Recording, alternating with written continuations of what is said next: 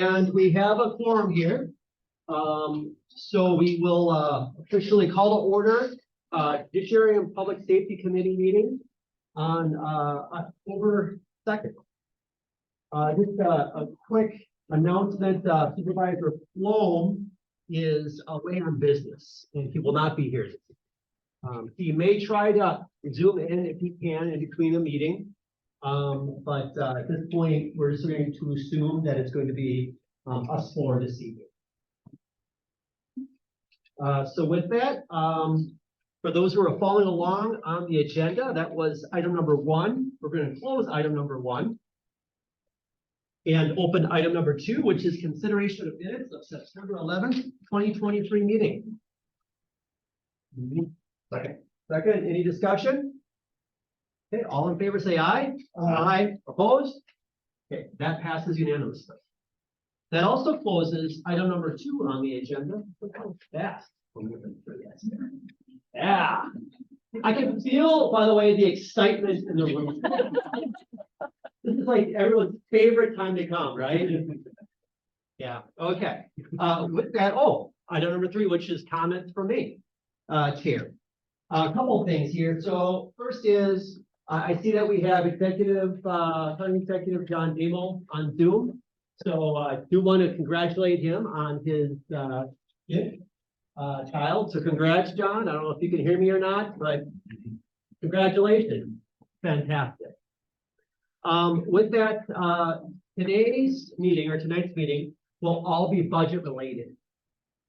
So there's no other than budget, and we'll have a sheriff's report at the end. So that'll be the agenda for tonight. And we'll have room for public comments in a second. But that's all I had this evening for comments. So we're going to close item number 3 and open item number 4, which would be public comments within the jurisdiction of this committee. And I'll open up first for those who are in person and then those on Zoom. So anyone in the room would like to speak on any topic that is covered within our jurisdiction. Okay, anyone on Zoom? Do we have any hands? What does it look like? Okay. With that, we're going to close item number 4 on the agenda. And move to item number 5, which is communications shared by committee members. Supervisor Defferty. Yes, I attended the Wisconsin Counties Association's annual conference, and one of the workshops that I attended was the workshop in regards, or breakout session, I should say, was in regards to Next Gen 911. And I learned at that breakout session that there are grants available from either the state or the federal government to help with basically address cleanup. So I know that's a big issue with Next Gen 911 is getting the data cleaned in regards to addressing. So there are grants involved for that, and I think that'll certainly help us help Winnebago County a lot. So look into that going. And that's all I have. Great, thank you. Any other comments? No, I do have a couple that I forgot to mention in item number 3, and that is talk about the process for tonight. So I'm going to ask Director Collard to come up and speak for a few minutes, just to kind of give everyone, especially those who are sitting on the committee here, an appreciation for the process in which we're following. I think that will help us as we navigate through all of the budgets. As well as have the ability to ask questions of administration up front. So that way we're not asking, we'll say, administration level types of questions with the individual departments. They may not necessarily have the depth of experience in terms of what we're asking relative to the process or structure. So we're going to do that, and then we're going to go into each of the departments beyond that. And then I also want to thank all the departments for coming. I know it's a long day. It's a Monday, not fun. And then here we are at 6:05. So we really appreciate it. And we respect your time, and we're going to try to keep our questions brief and concise, so we can look through everything. Okay. So again, thank you for your efforts. We really do appreciate it. Okay, with that, item number 5 is closed, and we're opening up item number 6, which is the budget update from county administration. And again, Director Administration Michael Collard will be giving the update. Thank you, Mr. Chairman.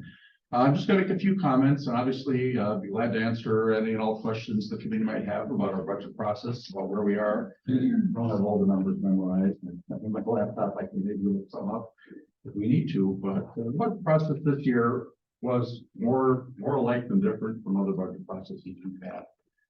We did have some more significant challenges than we usually have. As you probably know, we're limited by the state statute on our the amount of total tax dollars we can levy. As part of our operating levy, the debt levy is a separate issue. It's a little bit messy, but generally we can only raise our real estate taxes, the county portion, by the same percentage that the new construction went up equalized value. So this year is 1.23%. I don't know if I have the exact number that comes to, but it's 800,000 or 750,000, something like that. So it's not a lot of extra money. On the other hand, we have a lot more expenses in certain areas. One piece of good news we had was the bill passed by the legislature did increase shared revenue for counties. Unfortunately, not by as much as we had hoped, and they favored cities a little bit, municipalities, Milwaukee counties, it's only the old city of Milwaukee. But it was a significant increase. It's about 1.78 million increase in shared revenue. So that was very much needed and helpful. But again, the bad news is looking at labor costs overall for the county, 8.4 million in wages and more than the 2003 budget. So you can see that 1.7 million gets swamped fairly easily. Also, another challenge related to the budget, I was looking at how much fund balance we have been using. So last couple of years, I'd say the last 3 years at least, county's been in a position where under our fund balance policy, general fund balance policy passed by the board in 2019, we had too much of a cushion, too much cash reserves in the bank, and that we were over the range that was prescribed by that policy, which directed them to take some measures to reduce that. And so this past year, ending end of 2022, we were successful in reducing that so that it's now at the low end of the range. And so that's a little bit troubling.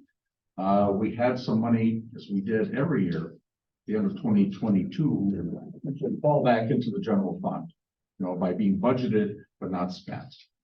And that's the effect of it. We consider it treated as if it's falling back into the general fund. And so structurally, you're okay as long as enough falls back into the general fund unspent as you apply from the general fund every year. But we've been applying a lot of money, and because earlier lesser efforts to reduce the fund balance didn't work, in 2023 we applied almost 5.5 million fund balance. So that brought it down. We also borrowed much less than we normally do on capital projects. We also approved a few standalone capital projects that were just budgeted to come out of the general fund assigned balance. So all this put together, we end up in a situation where we can't really afford to be taking significant amounts of money more out of the general fund. We have to be very prudent about that. So going in, we did not give departments as a specific levy target. So last year, we essentially said we made certain adjustments for certain things that were done during the year. But other than those adjustments, each department was directed to produce a base budget that had the same usage of tax levy or fund balance or general fund balance as it did the previous year. You know, so that was a very difficult, disciplined approach. But that was the base budget. We prepared a base budget for every department that met that restrictions. There were, of course, many issues, concerns, other things people wanted to include in their budgets. So those were essentially put on an ad list. And with the county executive then going through the budget, with the executive budget meetings and so forth, kind of would ticking off the ad list, which ones can I, we developed the ad list by working with departments at those meetings, and then the county executive basically said, I could afford this many, and kind of ranked them in priority and granted the ads he could. So we didn't do anything like that this year. One of the reasons was there have been a lot of upheaval in the past year, particularly concerning wage budgets. So it would have been a mammoth undertaking to even figure out how much adjustments we'd have to make to each department to account for the pay study, to account for the reslotting we did after the pay study, to account for the increases in starting wages we did after the pay study, and then everything else on top of that. We had a lot of other capital projects, et cetera, that we had to decide whether they could be taken into account, but it was mainly the wages. So this year we just said, please give us your best budget, the most conservative, the most responsible budget you can produce for your department, and send that in. And overall, I think the executive was very pleased with the job departments did. People did not take that as a license to pile on whatever they wanted. We got responsible requests, very responsible requests in almost every situation. So we were pleased with that. But when we added it up and put it in the system, it wasn't as bad as I thought, but it ended up with, 4.3 million coming out of the unreserved or unassigned general fund. And that was more than we felt comfortable taking by a substantial margin. So we did have to go through and develop opportunities for cutting with each department. And so it was kind of a negative process taking stuff out of department budgets, whereas last year it was kind of adding stuff on. So the labor budgets are all prepared, by HR, by administration, and put into the system based on a starting point of the current table of organization, the existing employees, where they are in pay, and so forth. Then we send that spreadsheet out to departments. They add positions that they want to add, any adjustments they want to make. If they want to add a budget for overtime, if they want to add a budget for temporary employees, all that stuff comes back from departments. Then we put it in our master spreadsheet and upload that whole labor budget from spreadsheet into Munis into our program. So after that's done, then the departments put in all their other numbers to Munis. And when they're happy with that, they submit that to the finance department, and that's the department requested budget. So that's the one that had the 4.3 million in fund balance usage that we couldn't really afford. So at that point, then, we did the executive budget meetings. Of course, you're all aware there was a little bit of a change in the way we did the executive budget meetings. One change was they were scheduled later than normal, and that's for several reasons. One of which is, 3 of us got COVID, and right about the time those would have started. I was out for most of 3 weeks on and off when we normally would have had executive budget meetings scheduled and get going. So that put us behind the eight ball a little bit. So anyway, we got them going. They were completed. The committee chairs were not invited. There were a couple who showed up. It wasn't a big deal. Talk about that at the board meeting. I don't need to belabor that further. It's county executive's decision, but I think the purpose was to just kind of separate the executive budget process where we could really kick things around from the board's consideration. And so there were a number of things, or several things at least, that we plan to do to make the process more informative to the board. In the past, I've been here 11 years. I'm in my 11th year anyway. 11th budget, and I've been with 3 counties before this one. So the budget process has been very haphazard. Every department, every committee did things a little bit different. And oftentimes that led to a real imbalance in the amount of information people had and a lot of confusion in some cases that I've seen many times over the years. So we want to be a little bit more regular and kind of separate out that process and then provide more information to the committees. There are departments. I got an email from one department, I won't tell you which, saying, oh, you mean we're supposed to show our budget to the committee? We've never done that before in our department. And that's not, Personnel and Finance Committee didn't review any budgets when I started, none. It was much more common. So we started gradually bringing more and more budgets to the committees. Theoretically, the board, the committees, of course, can't take any action with respect to the budgets tonight. But we, administration and the executive, absolutely recognize the committee's role, the board members' role in understanding the budget, and our role in providing you the information you need if you want to change the budget. Because on October 30th, budget's back in your court, and for the board to make any amendments you choose to make. So we want to help you do that and try to do it in a cohesive fashion. So that's our objective. So a couple things we did. One is we are actually encouraging, if not requiring, departments to at least offer to bring the budget to the committee. And we plan to have either myself, county executive, or the finance director at every one of those meetings. I counted there's 14 of them. There's 14 committees and boards who have jurisdiction over at least one department, all in the month of October. So we're going to do that. I'm here to answer questions about the process. Anything I can add to the budget discussion that you want to know. There are things you want me to look up, I'll go look up and send it back to you and so forth. That's our purpose for me. Another thing that you've heard about is the priority-based budgeting effort. This was budgeted last year to buy this program, to hire this contractor, this consultant to come in and work with us on a priority-based budgeting model. Oh, again, because of all the things we've been doing, the pay study and the merit pay and a host of other agenda preparation software and a lot of other changes.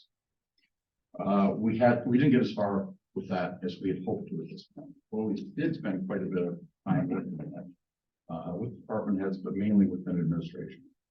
And what the priority-based budget will eventually do is show you a list of projects, programs, I should say. I have to use the right terminology. A list of programs in each department. So if you ask me, what does public health do? I mean, I can rattle a few things off my head. You might see a list, in the budget book, but we want to more formally divide it up into programs. Because eventually we want to link that to the budget. Because I don't know how many times in my career, 25 years of doing county budgets, every year come to the budget hearing and the supervisor says, I don't like this program, this area, or what this department is doing. I want to make a motion to remove that from the budget. Well, what does that mean? I've got a list here of 47 different object accounts. You have to tell me, Mr. Supervisor, which ones you're going to amend. I can't tell you off the top of my head which ones relate to what you really have concern with. And even worse, I can't tell you what revenue would be affected by a change in the program. So we want to tie these things together. That is our objective. So just as a starting point, in the budget books, there will be for each department, instead of the kind of general overview of what the department does, we're going to have a list of the programs. Okay. We've gotten a certain distance. We've been setting up the software and looking at numbers in each department. In each department, we haven't got this finished, but many departments have started the process, at least of allocating their cost and revenue by program. So that by next year's budget time, we should have the ability to present to you, here's, the clerk of court's office. Here's a list of their programs. This program takes this much labor, this much other revenue, this much capital, and produces this much revenue, or a net levy usage of this. That's tremendously more useful information to present to the board. So that's what we're working on. We aren't there yet. For various reasons, we haven't got there. Didn't really expect to have that done this year. Expected to be a little farther along than we have. Then we're also, putting that into the system so that then the programs can kind of be scored. Score doesn't mean X number of dollars or require the board to cut them in order of score or anything like that, but it's going to provide at least some information focusing on the outcome of the program. What results does the program produce? How important is this program to the public, the people we serve? What priority in general do we want to give this program? Are there other options for providing this program? Are there other levels of government that provide it better than we do or more appropriately than we do? Those kind of factors. That will be the final part of it, really. So all we've gotten so far on that done is really setting up the parameters, setting up what the different factors are going to be as part of that scoring. So we don't have that yet, but that's very much what our efforts have been going through. Right? Have you consulted the personnel function review study? Absolutely. I mean, that's kind of the basis, basic for this priority, because it set priorities by the department heads for the programs that each had, with the exception of human services, because the department head didn't believe in it. Oh, really? Well, and in a way, what we're doing is in some ways a more sophisticated and more objective way, I think, of accomplishing that same thing and updating that study. You know, the executive is very aware of that study, looked at it, I've looked at it. A little, you know, long in the tooth now. It's supposed to be updated annually, Yes, but and the county executive never went down that road. anyway, that's where we are. Following all the executive budget meetings, we had several meetings that were really just executive, myself, Ethan, Paul Kaiser, Carol sit on, at least some of them, the deputy finance director. And, you know, went through and each department, we had kind of a list of issues we could discuss. We had a target number. We had to draw down that 4.3 million. And we did, you know, made some tough decisions. The executive, of course, made the decisions. We served them up on, you know, discussed the consequences. And we ended up with a proposed budget that has, well, it has 4.6 million in total fund balance usage, but only about 1.54 million in unassigned general fund usage. So the 1.54, I'm very comfortable with in terms of that being a reasonable number we could live with if we had to. It should be covered by, you know, items falling back to the general fund at the end of the year. We don't expect, frankly, as much to be falling to the general fund each year as we've had in the past. And the reason is we're budgeting tighter. Every year in the past 5 at least, when I've been more involved in budget process, we have budgeted a little bit tighter. There's always potential when doing a county budget. Budget does 2 things. It's a planning document, a predictor, et cetera, which is all well and good. And for that purpose, you need to make it as accurate as possible, but it's also an appropriation by the board, the main appropriation by the board. So there's always a desire to put in as, you know, enough so that you won't have to come back and ask for more. If you're not sure if you need something, but might need it and anticipate needing it, maybe there's a 2/3 chance you'll need it. You put it in the budget because you need to have the board's approval to do it. Otherwise you can't do it.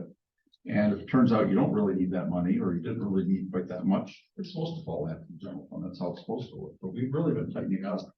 One example is on the labor costs. Every year we've added, I think, at least one department to the list of those we apply a turnover savings to. And what that is one of the biggest ways or reasons that budgeted money falls back to the general fund is labor costs when there are unfilled positions, vacant positions. You know, larger department, if you look at the park fee budget, if we budgeted for every authorized CNA, we'd be idiots. But, you know, it's better to, we start out with that list and then say on average, we're going to be missing 30 CNAs. And so we're taking a deduction of $1.5 million or 2 million or whatever it is in wages and another deduction in fringes, just so we don't over budget the wages by too much. In the larger departments, a little bit more predictable if you're going to have vacancies. So we do that primarily in the larger departments. If county clerk's office with a 3.5 FTE has a vacancy, it's a big part of their budget. So we don't predict that, can't. But, you know, for the human services budget, park fee budget, sheriff's budget, highway budget, we all take some turnover savings out of that. And that's the purpose, is just so that we don't over budget the labor compared to what we really think is going to happen. So we've been doing that a little bit tighter. We've been also focusing a little bit more, especially this year, on the revenue side. And frankly, the revenue side is tougher to budget for than the expense side. You know, our labor costs might be a pretty good idea what it might cost to hire a consultant here or to buy materials there. But sometimes you really don't have the greatest idea in the world what money is going to come our way. Most of our revenue is not program revenue or fee for service revenue. There's an element of that, certainly. The biggest element, of course, is intergovernmental revenue. It comes from the feds in the state. And the feds in the state don't work on the same calendar we do. They don't work on the same timetable we do. And I've heard every year for 10 years, oh, the human services budget is bad because they got an extra $3 million in revenue they expected the last minute, and that's falling and making it look like they over budget. You know, I hear that sort of thing all the time. So we've asked departments to really tighten that up and be a little bit, not too much, the fine line, but to be a little bit more aggressive in budgeting the revenue. Even if they're not 100% sure, but if they really think they're going to get it, needs to be in the budget to show a more accurate picture. So for those reasons, we can't expect, as we have in the past, 3 million is going to fall in human services from the budgeted funds. Because we're budgeting that revenue that usually falls to the general fund, at least most of it. So instead of 3 million falling, it might be 1 million falling, you know, so there should be a cushion. But given where our fund balance currently is in the unassigned general fund, we really can't count on taking any money out of that to subsidize the budget. The other problem is if we use that money any further one time, you know, we're creating a structural deficit. You know, we don't want to just think about the 2024 budget. We can make the 2024 budget work. What I'm worried about is 2026 budget. You know, because if you budget things and use one-time money, use fund balances, et cetera, to pay for them, then you're ending up in trouble down the road when you don't have that one-time money, and all of a sudden you have to pay for the same thing, and that's very painful to make a big cut. Yeah, absolutely. Yeah. So I just have a couple questions, and then I want to open it up to the committee. If they have any other questions. When are you targeting the budget books to be ready? I know we have the meeting on the 30th, but since we haven't necessarily been exposed to the budget process as much as we had previously, is there any thought of getting all of these materials to us sooner than we typically would see it? Yeah, we're pretty stressed in the finance department right now from worrying about trying to get the budget book printed. I don't know that I have a date where I can promise you. I'm not even sure, frankly, because I haven't been that involved in as to when in past years it's actually come and been printed and distributed. But I do know we want to do that as quickly as possible. We're behind schedule in doing that. We do have to have the budget summary published by, I think it's October 15th. We're on schedule for that. The schedules are all done, sending them out to be published. Yeah, I know in the last couple of years, it was like the board meeting prior to the budget that we had the books on our desks. Sure. Yeah. Anyway, any update on, any update on the union negotiation, speaking of labor? We have had some negotiations. I have to be a little careful what I say, frankly, and it's not because it's a huge secret or it isn't known, but it actually can be an unfair labor practice to even talk about it publicly before, you know. Right, I'm not asking for You're specific- spotted from me. I'm just asking, have we come to a resolution yet, or? We have not. Okay. So we had we had a all-day negotiation, last Tuesday. And, made a lot of progress, but we're not able to reach tentative agreement. Okay. So if we do reach a tentative agreement, we're still going to be in communication. Part of it is not enough of our fellow counties have settled for 2024, so they don't have a lot of comparables to go by. Okay. And so we have a different view of what those comparables might bring. I think the union hopes to have a couple big settlements, then bring them back to us and say, see, you know, you have to pay more, and we're not sure that's prudent right now to pay more. But we are talking about a significant wage adjustment for deputies, especially in the corrections division, where, you know, a year ago we gave a big raise to patrol road deputies. We did not give that to corrections deputies. But now we're facing a different market situation with corrections because of state prison jumping its rates over everybody for what they're paying wages for correctional officers or jailers in the state's case. So we're very much taking that into account. Probably can't go up to that level, you know, but it's going to be significant dollars involved in that settlement. We have a pretty good idea right now where we'll be for 2024. It's actually the future years that are most in doubt. Okay, right. Any questions of Director Pollard? No, They just asked. okay, perfect. Related to that, if I can make just one more point, related to that, we do have in the executive budget a $1 million salary contingency. Okay. Okay, and the purpose for that, well, last year we had a $2 million salary contingency because we needed to prepare. We didn't have a labor contract issue that was settled, but we had to prepare for the pay study. Turns out, you know, we used $3 million a year in the pay study, and probably more than that, we got done with all the reslotting and all of these classifications we did. So that created a little bit of a structural problem for us. We set that $2 million aside just so that we leave that budget for this year. This year, we just left $1 million, which should be, enough to cover the wage settlement when it comes, And, you know, some other things will become, we don't know exactly what, but there'll be classifications. Obviously, in the labor market, we have to be more agile. We need to adjust wages when the market really demands that. So we want to leave at least something aside for that as well. And anyway, that's what's in the budget right now at the executive level, $1 million for those purposes. Okay, great, thank you. Just want to make sure no other questions. Good, thank you very much, Director. Okay, with that, we are going to start with, that closes item 6 on the agenda. Opening up item 7, which is emergency management. If you please come up to the podium. And welcome. And if you could introduce yourself, so everyone knows who you are. I am Becky Powers. I'm Deputy Director of Emergency Management. Standing in for Eric Rasmussen, who's unable to be here.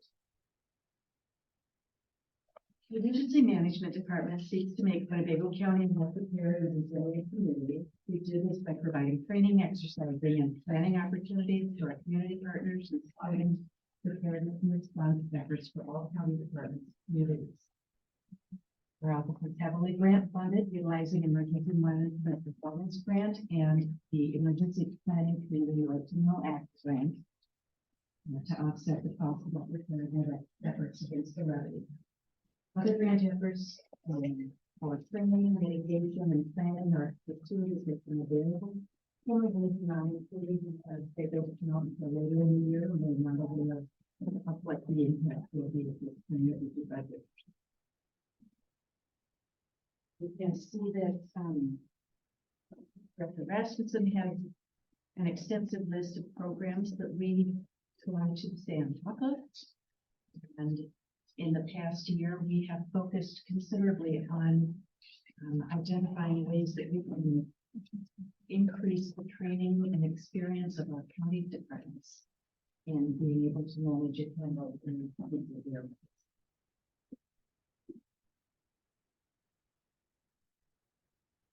Hey,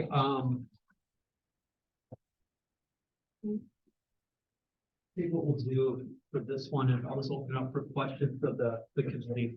Supervisor Deputy. Yeah, thank you, Mr. Carey.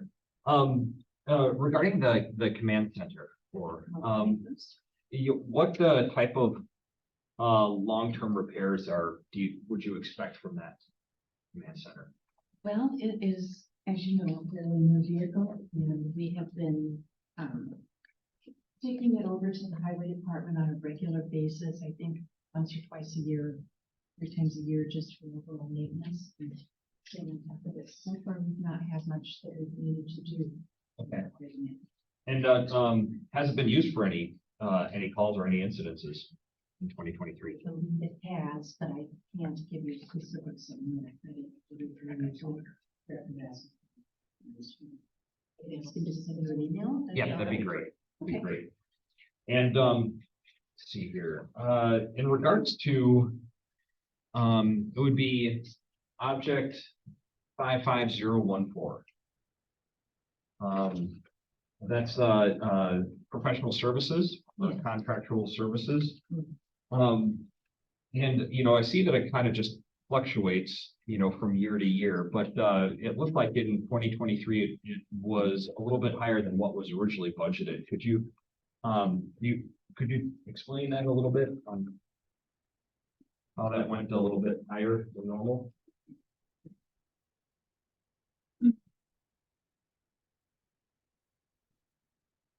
It's towards one of the last items on detail.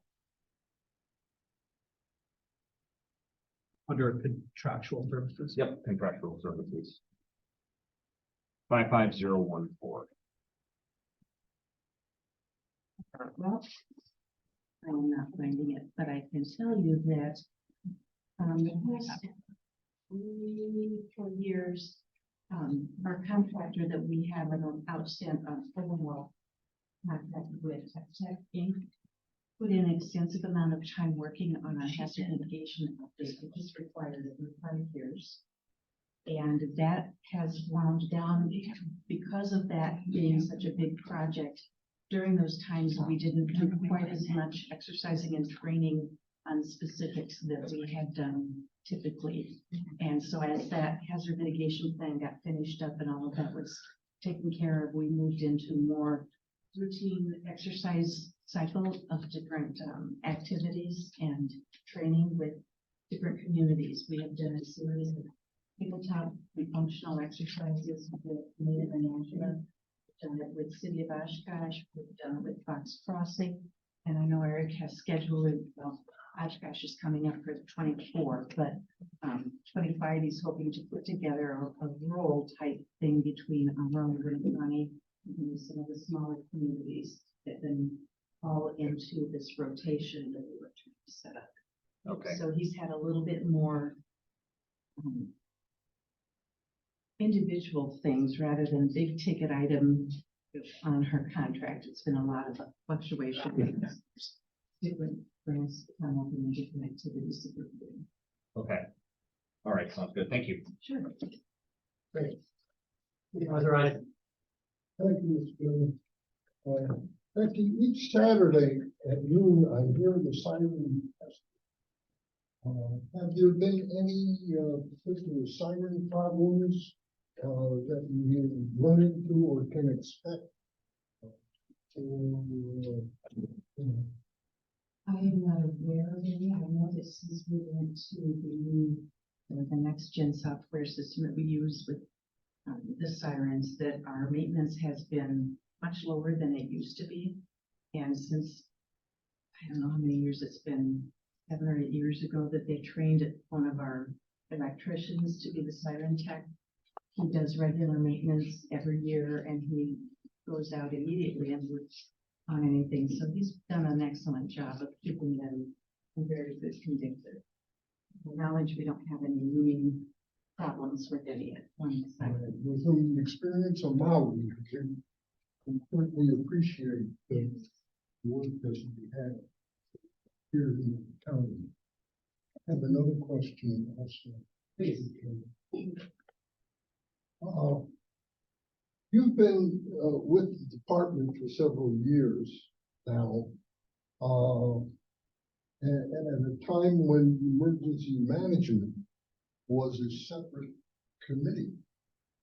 From your perspective, do you find that the lesser oversight that a separate committee provides has been beneficial to the functioning of the department, or did you were able to get more things done as a separate unit? We're now examining the county board to decide on merging departments.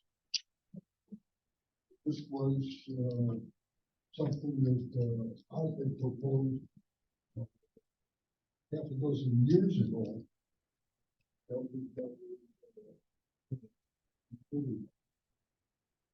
Can you share with us your impression? I really can't speak to that much since we have gone away from the emergency management capability oversight. I have been less involved with it. As you know, Eric typically is in touch with the Judiciary committee, and I'm not really, I can't say whether it's better or worse because I haven't had any firsthand experience with the newer structure until now. Personally, I felt as a department, most of our emergency management meetings, our entire department attended, and I felt like there was a little bit more communication because we had, one-on-one recognition and communication on a regular basis. But it doesn't necessarily mean it's right or wrong, it's just my observation. When I came in tonight, I didn't know who any of you were, so it's a little bit different, that's all. Great. Any other questions? No, thank you very much. I appreciate it. Thank you, Becky. Okay, we're going to close item number 7 on the agenda and open item 8. And we're going to talk about the proposed county clerk's budget.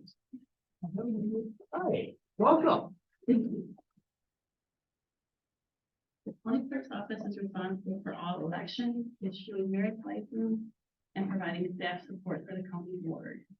And again, you can see the programs that we work with. Since the last budget, I replaced Sue, which is hopefully okay. Come on.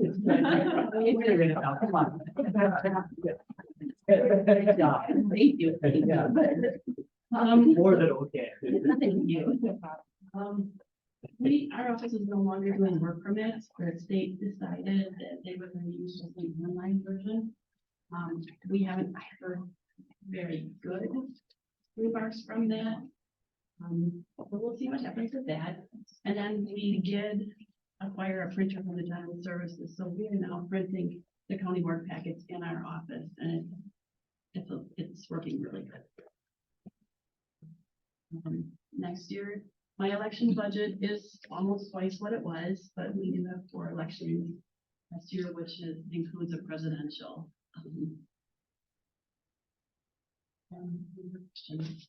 Okay, any questions? Supervisor Guthrie? Yeah, I guess I'm just kind of volleying this off with you here. Is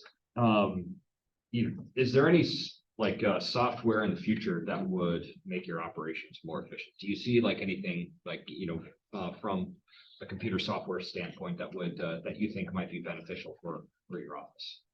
We are in the process, as Director Collard said, doing like an agenda prep for which will start the sequence with the department head and work all the way through that the agenda will be ready as all the processes go through. And I think that's going to help our office. It's going to be in one spot instead of here, here, here, and here. That Okay. Somebody's not going to miss something, and we'll hopefully get everything to you. Okay, that's good. I have a couple questions.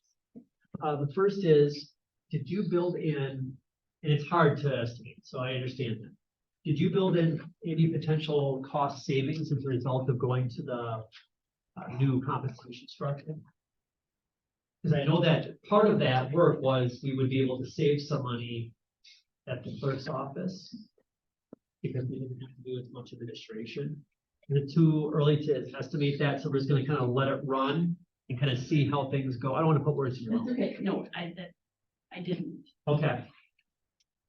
And any additional item that may not be in here that we're concerned about relative to any new election laws that may happen? I know that there's a lot of activity going on right now at the state level. Anything that we need to be concerned about that's not in the budget? Or did you put anything in here for extended vote times? Or I believe one of the recommendations is we start, I know it's less on you and more on the municipalities, but we start doing counts of absentee ballots. I think we can do it on Monday versus waiting to that Tuesday. Anything like that, that from your point of view, we need to capture. On that side. Okay. I did increase my overtime a little bit to account for the elections because we started at 6:30 in the morning and we did it till midnight. So I had to account for that for at least one employee for sure. Some of the other ones were able to let go home in between. But 2 of us need to be there. And actually, I don't know this. How many of the staff is hourly versus salary? I'm the only one that's salary. You were the I only. have 3. Okay, so we definitely would have to worry about overtime in that case then. Yep. Okay. If I could piggyback off that, and I brought the wrong notebook. I had other notes. I actually thought that you were a little light in that category on the overtime. Do you think that's enough? I hope so. Sorry. I did look at, I looked at the wages and then I tried to figure the times that were needed. And so I think that would be close.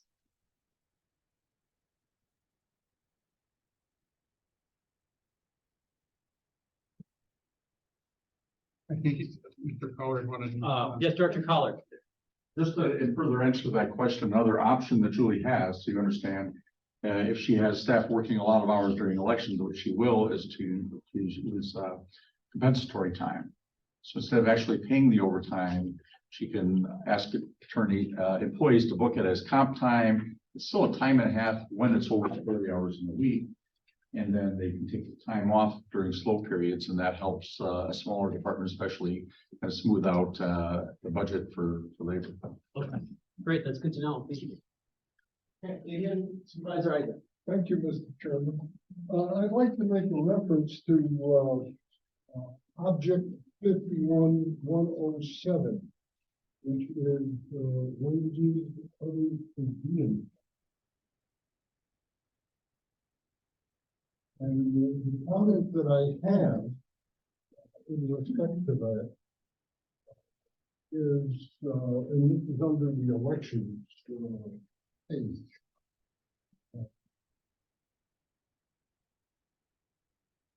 You will have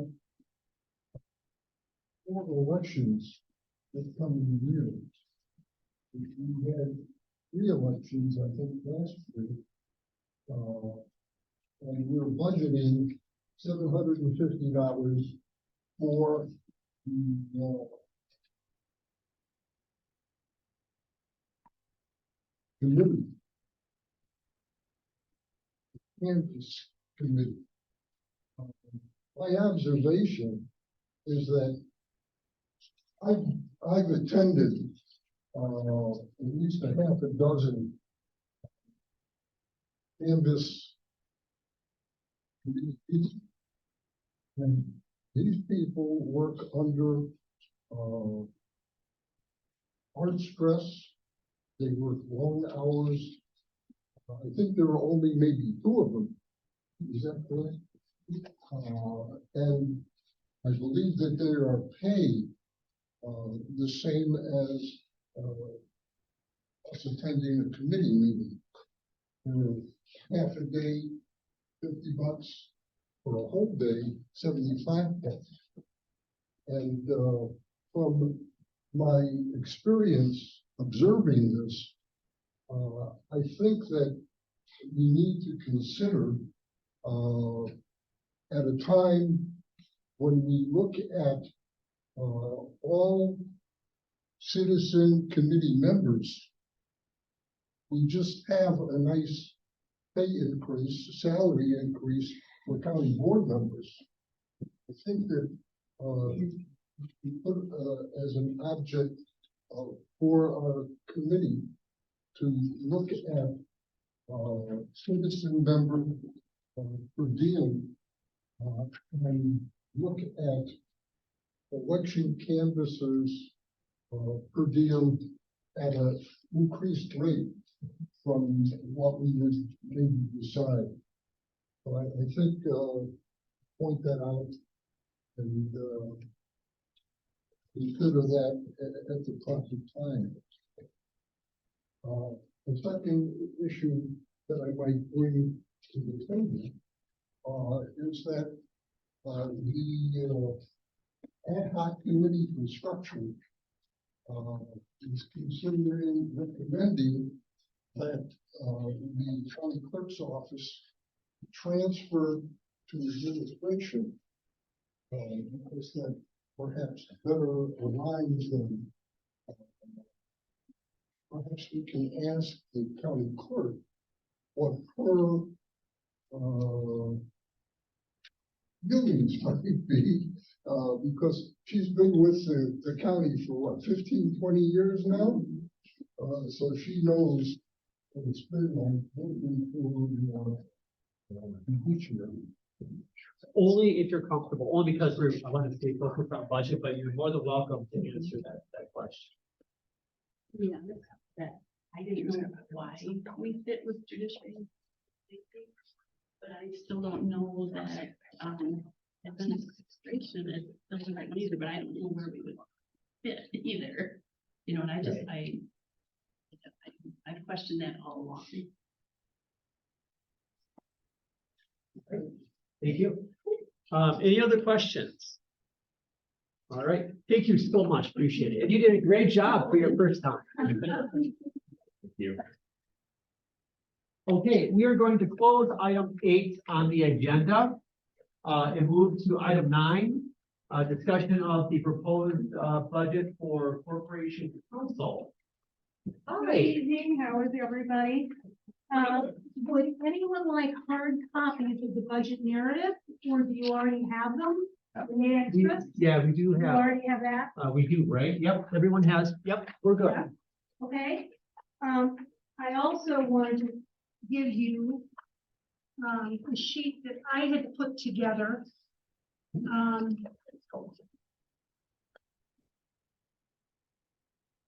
That might fit.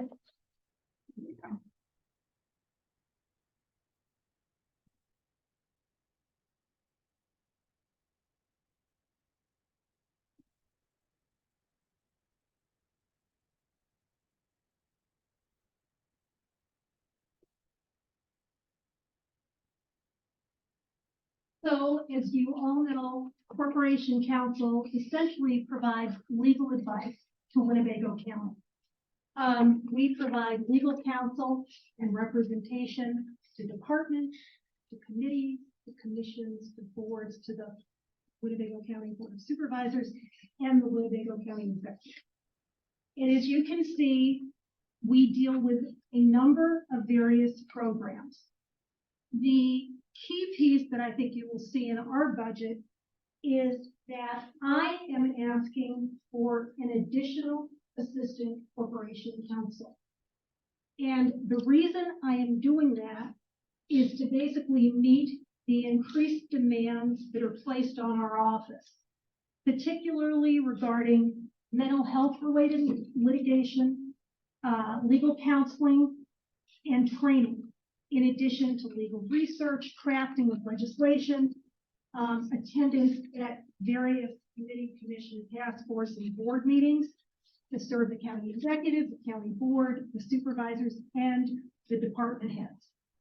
I believe that having an additional assistant corporation counsel will increase the opportunities to raise revenue, and also increase attorney time available to deliver quality legal training.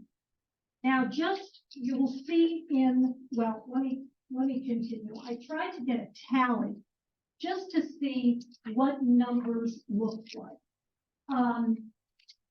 Under mental health, since January of 2023 up to the close of business September 30th, we have had 275 new mental health cases open. Now, as you may all know, my office handles Chapter 51s, which are mental commitments. And the office is not limited to just handling commitments of residents from Winnebago County. Because the Wisconsin Resource Center is in our county, we will have mental health commitments for people from across the state. We are handling commitments from inmates from Trempealeau, from Waupun, because again, what happens is if any of those inmates have a mental health issue, they are basically sent to Wisconsin Resource Center, which is in our county, and then we are obliged to go forward with the probable cause hearings, with the final hearings, with the extension hearings, and I know Judge Gibbs is intimately familiar with that because we're often in his courtroom along with the other 5 judges. So we've had 275 mental health cases. We've had, again, since January, we have had 6 mental health jury trials. In terms of guardianships, we have had 112 new cases opened since January 23, January 1. CHIP cases, which are children in need of protection or services, those case numbers have gone down because the pendulum swings. When I first moved to Wisconsin and I was involved as an assistant corporation counsel, we would do cases or get involved with families where we would say they were, quote, dirty house cases. We don't do that anymore unless it's horrific and it is affecting children's safety. So again, and that is based on the Department of Human Services and their studies saying that typically children do better if they can stay with their biological family. I will also point out that in terms of documents drafted, we have drafted 298 petitions to date.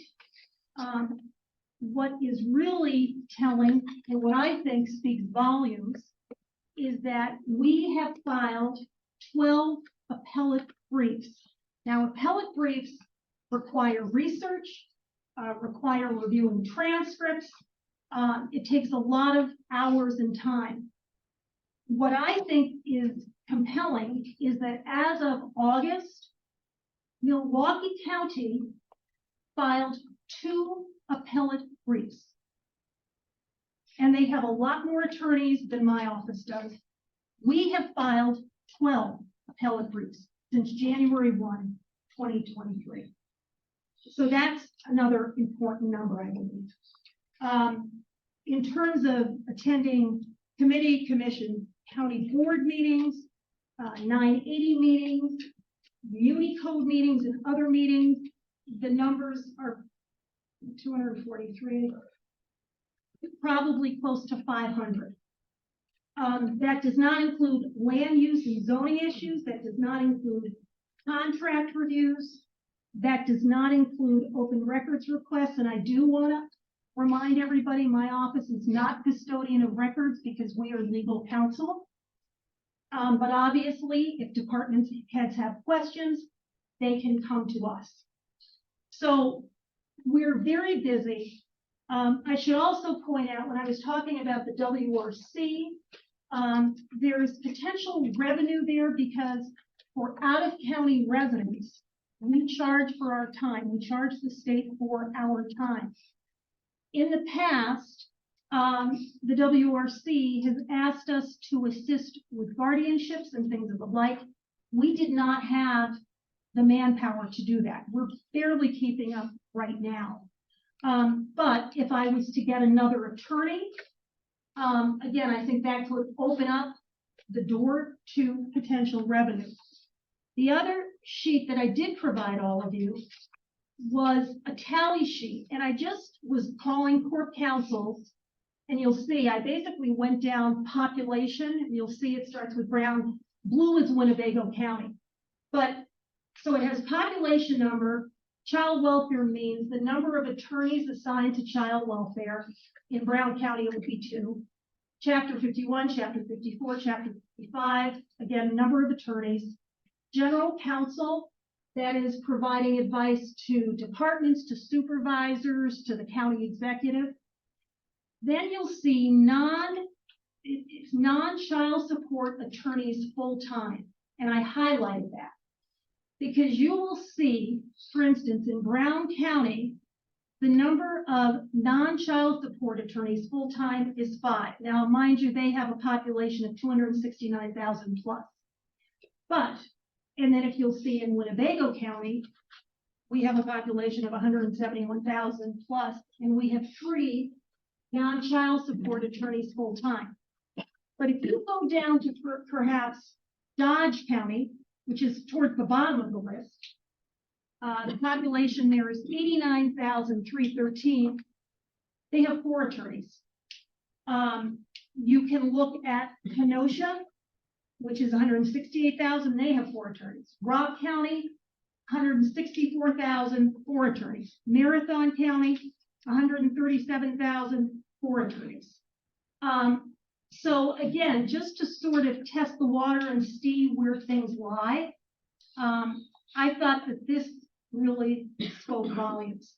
You'll see the support staff is listed. I will point out that for this year's budget, not 2023, but or not 2024, but for 2023, we had 4 support. We had 3 paralegals and an administrative assistant. That administrative assistant position is basically being set aside, and what I'm asking is to replace part of that by an attorney, an administrative or by an attorney.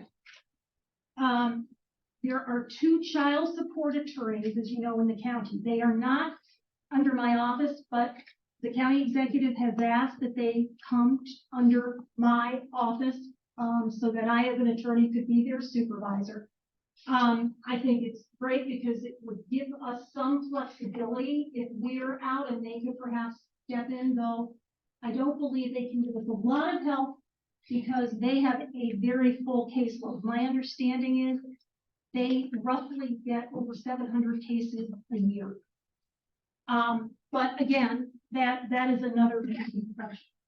So those are some of the numbers that I wanted to relay to you, and I'm happy to answer any questions. Supervisor Deputy. Thank you, Mr. Chair. So, yeah, regarding those mental health cases, you know, and I know this is a very particular issue for our county because we have, you know, we are the receiver of Chapter 51. So, and then. From other counties. Yeah, from other counties, As well exactly. as other counties, which is fine, but from other counties, yeah. Yeah, so, and, you know, I got conflicting information from our public defender because our public defender said that we would have to pay for all of that, but you say that you bill the state, is that correct? For out-of-county residents, we do. Yes. Okay, and how well has the state been with paying us back? Like, is there like a 60-day delay or 90-day delay? Or? Actually, I know that finance, I have to get the bills into finance by the end of June. I think it's June 30th. And I believe I found out that they paid by mid-August. Okay, So I get it to finance, finance submits it to the state, and then we can get a reimbursement. okay. Yeah, you know, that's the thing is I just wanted to know like what the time frame is to get all of that cost reimbursed by the I state. believe for the last couple of years, we've gotten the check back mid to late August. I don't know if that's going to happen again, but I think for the last couple of years, that's what's happened. But it's an annual reimbursement. Yes, yes. So it goes from July 1 through June 30th. Okay, And I can tell you, I make sure we get our bills out. So okay. there is a cost borne by the county if work was done in August. We don't really get reimbursed until the following year. So there's that. I'm sorry, I didn't mean to interrupt. No, that's fine. It's fine. Okay, thank you for that. Another question is, you know, I know that your office handles ordinance violations. Just out of my own pure curiosity, I mean, how many have been sent this year? There are not a lot of those. Let's see.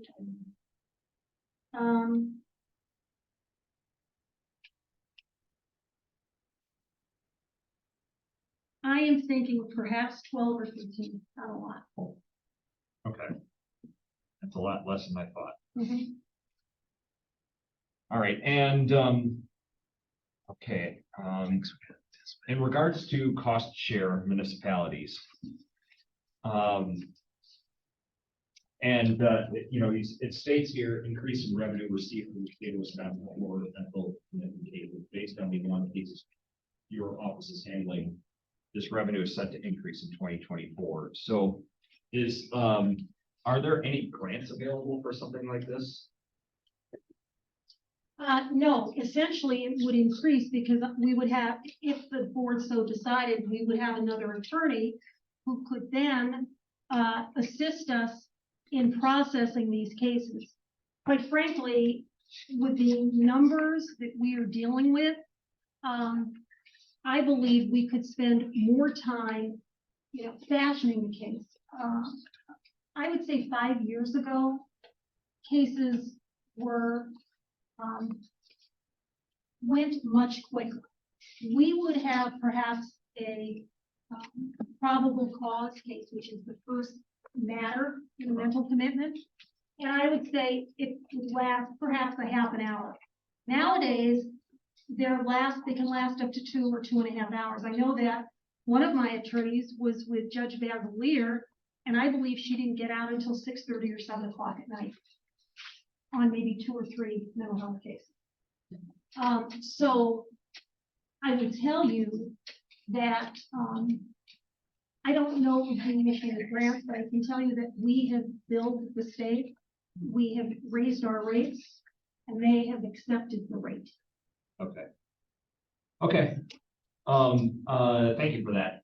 And one last question here in regards to specifically computer licensing, object 73006.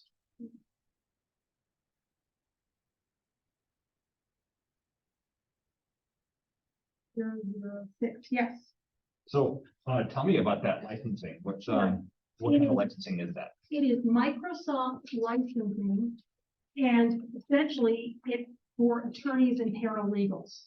Now, if I add 3 more attorneys to my office, mind you, the 2 child support attorneys and the additional attorney that I am asking for, that would obviously increase the cost. Sure. Right. You have to pay for the more licensing for that. Right. Okay. Plus the paralegals, and I've got 3 paralegals. But from a county point of view, that should be a net zero because it's coming from another budget, correct? Well, I, Internal circuit, right, the Lord's Department. Is Microsoft the only game in town, or is that pretty much like the best software to use for something like that? yes, I believe it was based on my conversations with IT and friends. Director Collar would. I mean, this line is not for the, I'm not sure if Mary Ann is thinking of the legal case management software. No, that's a different line. That's a different line. This is just licensing for Windows and Word and PowerPoint. Oh, really? and normal Office licensing, but Microsoft has made a major change in the way it licenses those things to an organization, and it's much more expensive. And it's really hit all the department lines with a big additional charge because of that. It's just based essentially on the number of computers the department uses. And my understanding was it was gonna be $373 per person per year. But the other piece that you may be thinking of too is under computer software, which is 53006. And that talks about legal files. Mhm. And obviously this year was a very high budget because we needed to install it. We're still in the process of doing that. But next year, there is going to be a required cost of $668 per month for 8 users, plus 10% increase per year. But then I'm gonna have to get 3 more users because I'm gonna have, assuming this happens, 3 attorneys. And then there's also the piece with Adobe, which is really important to the thing. When we're doing briefs to the Supreme Court or the Court of Appeals, we have to redact people's names and that type of thing. So that's. Okay, thank you. Supervisor Isaac. Thank you, Mr. Chairman. Looking over the budget, I'm looking at the bottom line on the last page where the net levy is exhibited by the executives figures compared to the department's request. If I'm reading this right, 779,797 was requested, and the executive granted 747,614. Now, when I look up the columns for the expenses are greater in the executive's column. The only difference is there's additional in the for the labor is more expensive. What is the dollars that are transferred over from the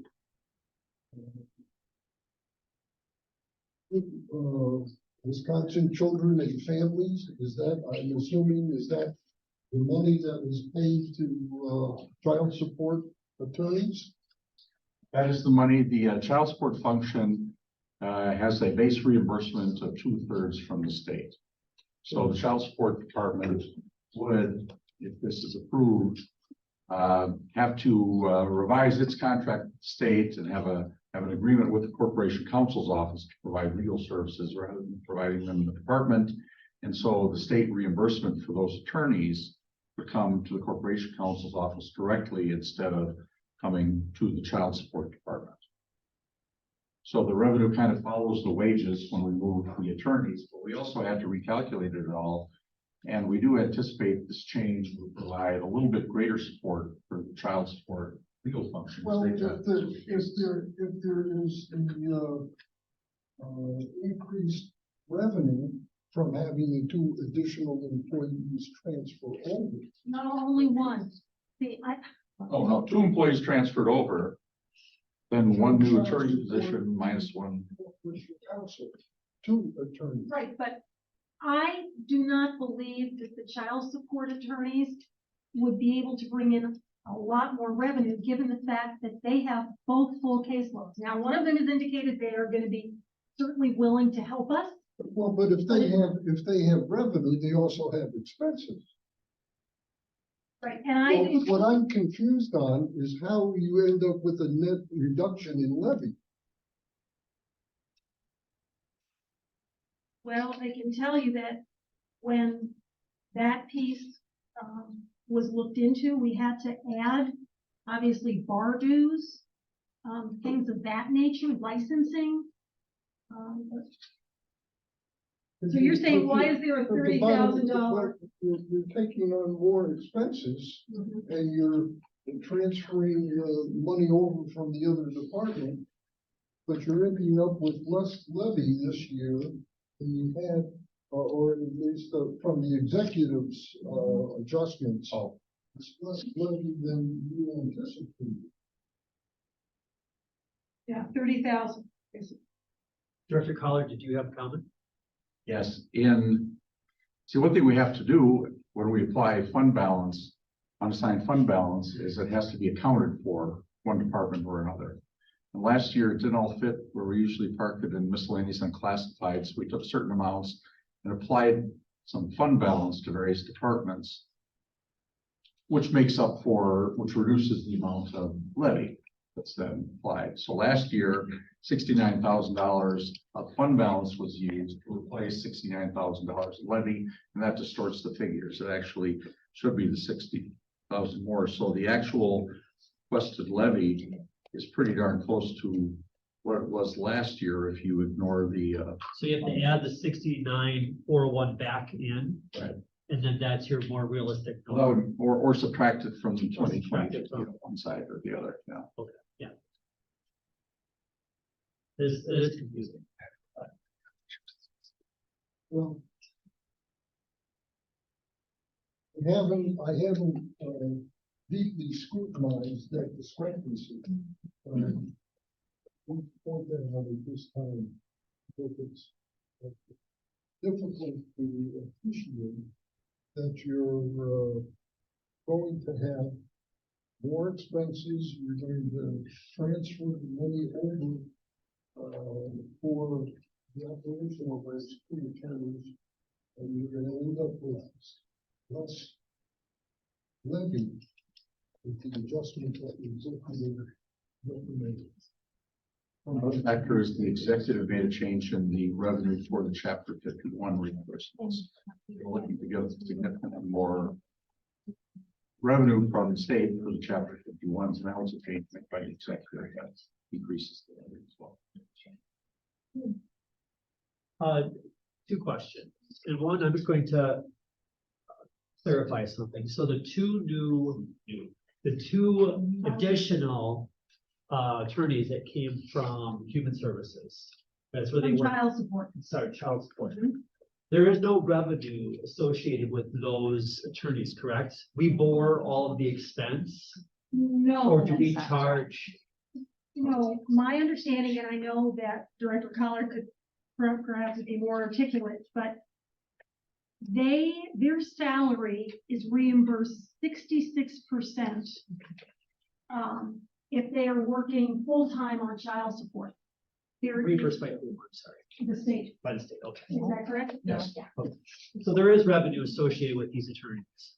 Yes, Okay. yes, but not through the mental health, although maybe one of those attorneys is open to learning about that, and that could be another piece of it. Okay, that helps clarify that up. Yeah. On recodification, do we expect any additional monies needed next year? I know it's been budgeted for, but I also know it's been delayed, and I expect there might be overruns. Well, we have spoken with Unicode. They had indicated that even though, the current and draft that they have put together is about 300 pages fewer than what we first went through. They were initially saying there are a lot more changes, so we think there may be some more costs. However, I spoke with my assistant and she had reached out to Unicode, given the fact that they were also delayed in giving us a lot of this material. And she had said that they indicated that for one more draft that we get, because we're gonna need to have another draft, we will not be charged. But at one point she was saying we were gonna be charged $2,500. Right. But that has now gone away. Thank you. Any other questions? Thank you, Mary Ann. Especially for those numbers, the 275 mental health cases was more than I thought. So in essence, not an objection to the position that you want to bring aboard, and please don't do any work on this if you can't do a number off the top of your head. What percentage of increase have you seen over the last few years in the burden to your office through these cases? Can't give you the numbers, but I can tell you there's been a significant increase, and particularly regarding the appellate, particularly regarding it. When I heard that Milwaukee County had only drafted 2 appeals, now that was as of the end of July. And now we have drafted 12, and of the 12 appeals, 11 of them have been connected with mental health litigation. There was one involving the CHIP, the Child in Need of Protection. But 11 have been involved with mental health. So I can't give you the numbers off the top of my head, but yeah. And you don't have anyone in your office. I don't need the statistic. I think you have made your case well. Thank you. Of those, how many of the mental health were they county-based versus other counties of the 11? Again, off the top of my head, I think most of them were out of county. Okay. I don't have. And in those cases, we do charge for that extra time. Absolutely. Okay, If so it's there out of is a county- revenue side to that as well. And I'm not only charging for the attorney time, I'm charging for the paralegal time. Okay. Because the paralegal has to put together the appendix and all of that, and they're doing the redacting. One other question that I have. So you've outlined all these great stats. I appreciate that, the mental health and all the other items that we talked about. Do you track, okay, I don't know what the metric would be, but let's say it's county board supervisor interactions. Do you track those? I don't, but I started, Okay, especially, and it just recently, because there are 36 of you, and you are my client, as is the county executive. And I try to be responsive to the supervisors, and if I don't have an answer, I'll have to get back to them. And I know Supervisor Defferding and I and Supervisor Nathan and I have a meeting later this week. I will also tell you, even though we are not the custodian, public record requests have gone through the roof. There may be one request, and then it gets piled on, that's satisfied, then there's yet another one. So I don't think that's probably something I really need to follow up on. right, because I know I've expressed this previously that, this board is extremely active versus previous boards, and I actually see this happening continuously, at least for the next several boards. I just do, I expect that. And I am concerned about just my own 2 cents is that that's a lot for one department to take. And I would hope that these new attorneys can help with that, so it's not just the, Mary Ann show, it could be others who can help bore that, because it's a lot to ask of one person. So. All right, any other questions? No, all right, thank you very much, appreciate it. Thank you, Mary. Okay, that will close item number 9 on the agenda. Opening item 10, Child Support Agency. Thank you. Hello. Hi, Julie Mabry, Consultants Bureau. So following that, here's child support. Again, the biggest change in my budget this year is 2 attorneys being removed from my budget and being moved over to Mary Ann. And I think, some of that is, you're kind of asking, and I do think some of your answers were spot on as far as we do get federal funding at the 56% for any time that is dedicated to child support for any attorney in that office that is doing the work. So me and Mary Ann, we've talked about this. We'll have to get together and do a cooperative agreement. I have them currently with the courts and Sheriff's Department. And so we'll do the same thing. And one of them I think is going to remain dedicated to child support. And then one of them is going to be part-time, also part-time helping with the other things. And then another part-time one on top of that. And yes, I will be next for that. So. And in addition, all of the expenses that go along with them came up of my budget, and you saw them now reflected in there. Let me ask you a quick question. Absolutely. Just so I'm clear, is that an annual reimbursement like the other one that we're talking about? So when you get reimbursed from the state, is that done just one time a year? No, it is reported monthly, and so we will decide then there's 4 different methodologies of reimbursing, and it could be actual time. I have one with the Sheriff's Department where literally every time they do something for us, they report that to me every month, and I submit that to finance. The courts do a time study for 1 week every quarter, and we use that. Sorry. No, that's absolutely fine. Yeah. But other than that, everything else is pretty straightforward with me. Nothing really changed from year to year. We've been struggling with staffing big time in my agency. I do think I've seen a major increase in applications come through some salary study I've heard for some of my lower level positions, which is thank you. I'm so grateful for that, to finally be making some headway on that. And then we've had some turnover because they took different internal. This kind of a couple of staff moved to HR. Promotions for them. That's for them, but bummer for me. So, but we're trying. Other than that, I don't really have too much more. That can be a quick and sweet one for you. What questions do you have for me? Yes, any questions? Yeah.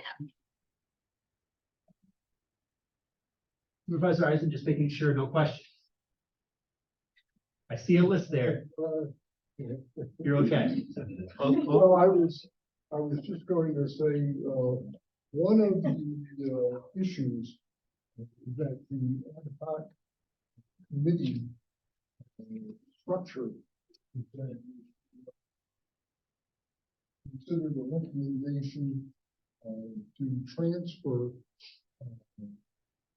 the child support to human services, because kind of on the edge. You are located in the courthouse, and you do have 26 employees with 24 attorneys, but your attorneys are gone. Do you still need to be in the courthouse? Do you function closer to human services? Or are you these changes just neutral, and you need to be in the courthouse to accommodate the families that need to appeal before the judges and before the dictators? I think the bottom line is there's too many of us to put us anywhere else. I think it's a space issue, is the hard truth, if I'm being honest about it. Because there was a real issue raised in the past about the corporation council moving from over in King, relocating, you know, Mhm. this is an area that I, Yeah. you know, just kind of put on the table, but I really have no, bet one way or the other. Yeah, no, and it's a valid point, I think, 24 staff members versus 8 total in your office, is that right, Megan? Including your paralegal? Well, now it's like 3 attorneys, 3 paralegals, and then with your 8, the 2 attorneys, 9. and then if I get another attorney, 9. So 9 versus 24, I think is the hard part that we're dealing with, am I opposed to not being in the courthouse? No, I'm not, I would be fine anywhere, we can do our work from anywhere, but, I mean, physically, we got. We went through administration. Take that under advisement. No, he knows, we've had great conversations. It is under advisement. We are going to be doing a space needs study. That will address those issues. There you go. All right, no other questions, so thank you very much. Okay, that closes item number 10.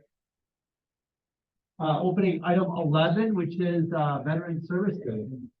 Hi, welcome. Good evening.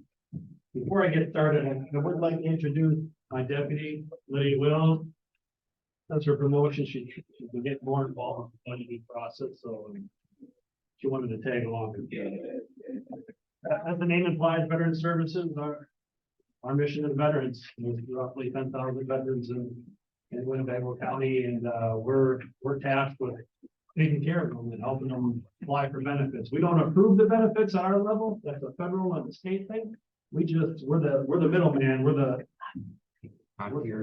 We're in front saying this is what they deserve, get it. So that's our mission. As you can see, the budget narrative programs there are listed. Also, you'll probably notice that my downward trajectory for my budget has spiked to an incline. I've been pretty proud of the fact that I've been able to cut every year. This is the first year that I just could not cut anymore. And that's partially due to the wage increases. And we have a retirement pending. He's retiring soon and at the end of the year. And when we budget, we have to budget for person accepting full medical coverage, family rate, so that spikes up this month. So we have to plan for worst case scenario. That's why you do see a spike in my budget this year going upward. Additionally, a couple of things I just want to talk about. We did receive additional grant funding. Small amount from the state, jumped our grant up 25%.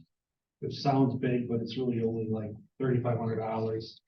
We did also receive a one-time grant from the state. I think it's some trickle-down effects from like ARPA funding from the Wisconsin Department of Veteran Affairs. They gave us a one-time grant. We have to have it spent by December 31st, 2024. There's some stipulations with it as far as what it can be used for. We can't use it to cut down our bottom line. It's to be used to enhance services. Primarily, I think the purpose of it was to enhance our outreach capabilities and connect with more veterans in the community to combat this suicide epidemic. So that is the point of the grant. I believe is to be used for advertising, outreach, different things like that. We do have some big plans next year. We're planning Tri-County. We're teaming up with Calumet and Oneonta to host a big benefit expo, 2-day event. We got the federal government, we got the state involved. It's going to be huge. So that's where some of this funding is going to go. To advertise for that and plan and pay for things that come up. All I have, I'll open it up to questions. Any questions? I have 2. So the state grant, that's that 19,178. That was trickle down. That's the supplemental grant. Okay. Do we have that money from the state yet? Yes. Okay, It is in our account. and are we comfortable that we can spend that money to help outreach? I'll spend. Okay, all right, not a problem. It's either that or I give it back. Right. So. It'll go. Okay. Is there anything else that this committee or the board can do to help you in your work that we haven't talked about? This gentleman's speaking. No, you've been very supportive to us over the years. I have absolutely no complaints. I'm. You know, I can't say I'm disappointed, that we are gonna be being moved to a different, committee. I just assume stay here with you guys, but ultimately that's not my decision. Veterans are kind of, the Veterans Office is kind of like the red-headed stepchild. If you look at other counties and sometimes we're at this committee, sometimes we're at that committee, you know, nobody really knows where to put us. It makes sense to go to the human services side. There's always a concern with myself and my colleagues that once you go into the human service side, you kind of get absorbed into there and you lose your independence to function for veterans. So I am disappointed, but my decision. So. Tell them to vote it down. Okay, just so you're clear, the board has not voted on that measure yet, Okay. so that's not a for sure thing, just so you're aware. But regardless, I will say if that were to happen, you were to move, you had issues, reach out to me personally, and I'll make sure. I really do. Thank you. Okay, any other questions? No, I'd just say that if that change does happen, not as long as I'm a board member. Will anybody allow that to happen? Yeah. Absolutely agree. Yeah. All right. Thank you very much. Thank you.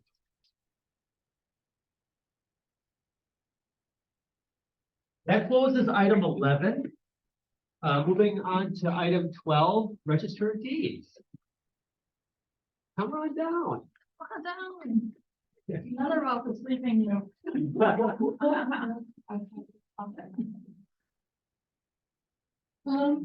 Well, you've got my narrative, you know, we're the depository, for land records and vital records. It lists all the different, a lot of the programs that we're doing. Because I have no control over the interest rates and the lack of housing available.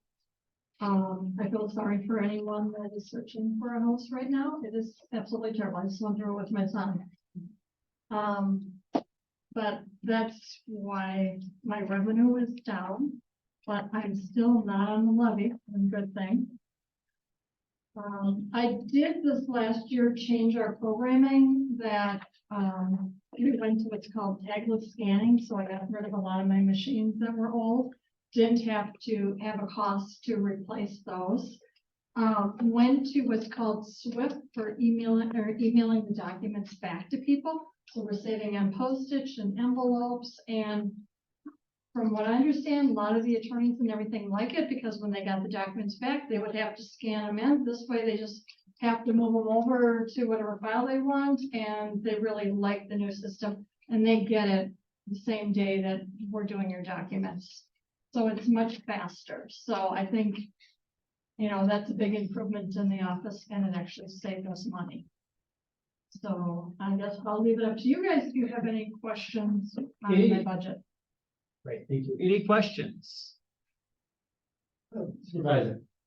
What about the consent or recommendation of the ad hoc committee transfer registered deeds to planning? Some counties, I mean, it's more one of those offices that seems like we don't really fit in any of the categories. But wherever we need to go, that's where we will go. I'm happy with staying here, and I don't know really anything about the other committees, so I can't speak either way on it, but we try to put everything in our budget so we don't have to come for additional items. But whatever works, we'll make it work. See, the problem is that we are just too awesome of a committee. I think that's that's what I'm hearing. Well, you guys are easy to deal with and talk to, and that is one thing, but I can't speak because we haven't been in front of the other ones, but. Absolutely. Okay. Okay, thank you very much. Appreciate it. Okay, that closes item 12. Opening item 13, District Attorney's Office.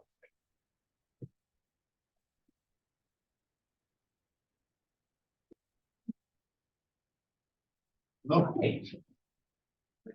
So I think everybody, well, you all know me, but I have Kelly Coots along here as well as our office manager. And she, and in a lot of these areas is the budget guru. So if there are questions I can't answer, she's the backup. But generally our budget is pretty straightforward. The big changes, there is line 53006. That is a significant increase. That is with regards to remote storage for electronic data. So one of the things that has really changed over time, both for prosecutor's offices and again with law enforcement, is the increased amount of electronic data that's out there. Some of that comes from body camera footage, some from cell phone download, where the entire cell phone will be downloaded by law enforcement and then provided to us. And a lot of these are things that need to be retained for a significant period of time. So right now we have boxes and boxes, and actually we have an offsite storage facility that we've been using for primarily for paper files, which we don't really use. And it's becoming unwieldy, it's difficult to access or difficult to locate. So this is something that was going to become inevitable eventually, but this is the first time we tried to, at least proposed, making the financial commitment to addressing it. The amount that's in there right now, we're told there is a larger cost for the first year because there's training included. So the ongoing cost would be something less than this, but still significant over time. And I don't know if we got an exact number, but I think that they had told us the ongoing cost is somewhere between half and 2/3 of that number, and Kelly's nodding her head in the affirmative for that. But this would be something that would be some number in our budget going forward each year related to this sort of expense that just wasn't there before. One of the other things that's happening alongside that is we've been scanning old files from the offsite storage facility, which is a county facility. So it's not something we're renting, but we're almost complete with that. The hope is to have that done sometime around the end of the year or at least during next year. And we'd be then turning that back over to the county for however they want to use it, I guess. So that right now we're not going to need it in the future. And that's kind of separate from the digital storage situation, because a lot of those are paper documents that are scanned. The other item that is a change that has flexibility is the furniture line. That's 53522. That's this ongoing project that we've had. I think I talked to you about it last year, where we're trying to get our office out of the 70s, or it's referred to today as the 50s. I don't know exactly when it was, because I wasn't around for either one. But the furniture is embarrassing. So we've been slowly addressing that. That started many years ago. The original idea was to do it all at once. That was shot down. We've been doing it office by office, basically. So I believe we got four offices done this year. The proposal was to try to do something like that again next year. That was actually the only modification I believe that the county executive's office had made to our budget. They had decreased that down to 6,000, 12,500. The other changes are basically out of our control. Those would be, for example, 73006. That's the Office 365 that I think Mary Ann was talking to you about. Those are things that it's a significant increase, but it's not something we can control. The salaries and benefits along the same lines that I think you're seeing in a lot of the budgets. The other items that might look strange have to do with grants. I won't read off all the lines that those pertain to, but I think that's the only other thing that really varies much from year to year for us. So the rest of it looks kind of the same as it always has. Any questions? Supervisor Eidem. Was there any furniture left over at the Oshkosh building, the administration building? I remember when we took over that building that there were floors and floors of office furniture. Don't really know. I'm not sure what's there. We have, I was not exactly sure where all of our stuff came I from. might suggest that you consult with Rick Elder. He probably deals with space and furniture. There's not a lot left. Most of it has been used. What's left is mainly, old, metal filing cabinets and things like that. This is what's left. I appreciate the idea. We do have a lot of metal filing cabinets which we can fully get rid of. Questions? Supervisor Deputy. Thank you, Mr. Chair. I know that, early on, when you took on the district attorney job, that you were open to the idea of having, starting with the concept of restorative justice courts with juveniles, starting with juveniles. I know that right now that's in limbo because the organization doesn't have an executive director. I take it you'd still be open to doing that once they have an executive director to kind of steer the ship. Yeah, and in fact, I definitely want to do that. And so we had the person who was, I was hoping was going to coordinate that from my office, departed to become the new city attorney. There was also the change with the conflict resolution center as well. So that's something that I think should happen and probably will happen once everything is solidified there and perhaps and maybe we should do meetings. It's really they should be talking about that. I don't think it would have a significant budget impact, which is the thing, at least based on when Michael Rust was in charge there, he had suggested that they'd be able to dedicate some resources without any sort of payment being required. So if that is still going to be the case, I don't know if there'd be really much of an expense. So, yes, Yeah. I don't make that happen. Okay, yeah, because I'd figure that would at least do something with like alleviating your case load, as well. What you think? Yeah, I think at least for the proposal of how we were going to start that, it would be dealing with juvenile cases, and the overall amount of time that we spend on prosecution of juvenile cases is relatively small compared to adult cases. So I'm not sure if it would, it's hard to say. I'm not sure if it would be a huge time savings because there'd be some additional investment on the cases that go through that as far as time goes. I don't know exactly what that would look like as I haven't been part of it. But we wouldn't be doing it for a time savings or resource savings. It would really just be to try something out that may have better outcomes. Yeah, okay, sounds good. Thank you. That's all I got. Any other questions? Perfect. Thank you very much. Thank you. Okay, that closes item 13. Opening item 14, which is medical examiners. Hello. Hello. Evening, gentlemen. Standing before you tonight with my budget, and I'm sure with looking over everything, you will see that I am asking for an increase again in the levy portion, and it's in the operational expenses. And it's gonna be the same three categories that it just continue to go up every single year, which would be the medical and dental, that specialty services and toxicology, our pathology, and then transportation. Pathology will be going up, not only do our caseload is going up, the types of cases that we have are going up, but the Fond du Lac is also increasing their fee, which they have not done in years, but they are increasing the fees, so we've seen our toxicology, the same thing. I believe it was $26, just for an expanded, blood, $26 per test, and then we have other add-on tests. Obviously, as transportation increases and storage right now, so that is where the bulk of what I'm looking at, and sadly, I believe that I will be back later this year because that part of my budget, I believe I'm gonna go over again. Any questions? Professor Jeffrey. Thank you, Mr. Chair. So Yeah, in regards to storage, so, let's talk a little bit more about that. So, let's just kind of, step back and take a look at, 2023, in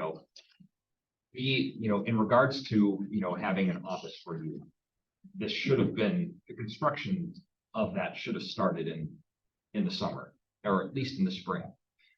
And I've seen, we haven't even put a single brick down yet. I don't believe it's gone up to bed yet. So what happened there?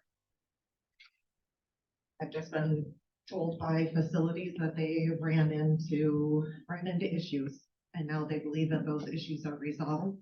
Part of it would be, trying to get the semis into the outdoor storage. But now the last I had heard, which was, I think, 2.5 weeks ago, when I had contacted him, that now they need to do some sort of storm water runoff testing.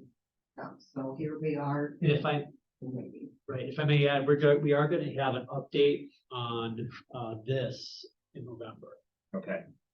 So yeah, that, and I won't get into that specific part of it, but what I'm focusing more on is your expenses, because you don't have that facility. Right. So what kind of expenses are we looking at? That, is that, both, transportation, is that also, and storage? Does that also include like toxicology and other things that, The toxicology that part is going to end up staying the same. okay, With the facility itself, though, once we have that, we can add to that revenue Mhm. with having that exam room. right, So, because we can rent that room out to, the tissue and eye, right, banks to be able to come to do their procurement at our facility. right. So it's no longer an expense, it's now a revenue stream Right, and a service that we can provide. right. So while that's not being built, it's a lot of money that we're costing, the people of Winnebago County. Yeah. Not to mention that it feels like your operations are kind of, I wouldn't be called held hostage or something like that, but I mean, it just seems like you're just severely stunted because this is not being built. And, I feel that it's kind of an embarrassment that we are, 7th most populous county in Wisconsin, and we don't even have a place to store bodies. So, I don't want to I don't want to go too far into this, but I'm not very pleased with how this has been stalled. And we're seeing this now in the budget with how much it's costing the taxpayers and how much it's stunting your operations. And, so that's why, in the future, I definitely want to have this be an agenda item for for this committee, until the final brick has been laid. Because this is just unacceptable. All right. I will say too, with some of the stuff that's going on this year, like I said, I know that at the end of the year, I will be going back, because I am gonna end up needing a budget transfer, a budget amendment of some sort. And a lot of that is falling into, the increase in overdoses, the increase in specialty services. We had 2, skeletal remain cases, so then we had to involve, forensic anthropologists, things like that, to do identification and whatnot. And then we also had, 4 aviation fatalities. So that adds to the cost, because there's specific types of autopsies that have to be done, whole body x-rays, there's certain things that need to, so we're running into a lot of that type of stuff this year. And with items like that, does the county have to pay for that, or is that a federal agency? No, we have to. We have to pay for that. We do get reimbursed for, inmates from Oshkosh Correctional. That too, they added that hospice unit, so we have, more, but when that revenue, if that comes back in, it doesn't go back towards my pathology and everything, it goes towards my revenue. Supervisor, Just while I'm thinking about it, so I don't forget, in the November update, would it be appropriate to have Mike, Mike Elder. Mike Elder? Yes, Mike Elder's been invited and he will be here, November. That's all right. A lot of mics. Yeah, I would definitely like to have Mike Elder as well as the county executive. Basically anyone who is involved in this, you know, at the next meeting so that we can focus specifically on this because we are now bleeding. You know what, I will invite, Tony Dick. I haven't to this point. I mean, of course, people always talk, but I will specifically invite. I do have a question, around pathology. So I don't know if I've actually ever asked this question, but why are we contracting with Fond du Lac? At a certain point, would it make sense for us to do this our own? Especially since I believe like Haiti uses Fond du Lac, maybe there's several. They do. Have we ever thought about having our own and then using that as also as a revenue? I believe it's something that was, but in order to get something, you're probably looking at millions of dollars. Not only that, but finding a pathologist. It's gonna be, there's less than 600 in the entire United States. So, Dave Zoe is running with, we call it a doc and a half, because they were full-time and a part-time, that's it. So they're struggling to find a pathologist. Milwaukee County is running into the same thing. We were lucky enough that we also contract with, Howard County now. Okay. So we're, this way we don't have families that are waiting 8-9 days because Fond du Lac is backed up. With that, to have them go to Walworth County though for autopsy, overall expense, it's about $700 more to have that done. But on behalf of the family, we're not making them wait for their loved one, you know? So it's kind of a balancing thing. So it's a situation where Fond du Lac decided to invest in their own pathology, because it's a smaller county there. They've had, as long as I've been with the county, I mean, they've had that, a pathology led Okay. office for decades. It was about 2 years where they couldn't find anybody. And that's when we had to start doing them in Milwaukee because Fond du Lac couldn't find a pathologist to hire Okay. for at least a year and a half, I think. Yeah, Oh, and is we that had right? 2 then, and then 1 left right away, and the hard thing is too, is that we lose them to other states. Because they go to Detroit, they go to Chicago, because they pay so much more than what Wisconsin would pay. Any other questions? Not hearing, seeing any? Thank you very much. One thing I did want to say, I forgot when I came up here because I was nervous about having to tell you guys I need more money.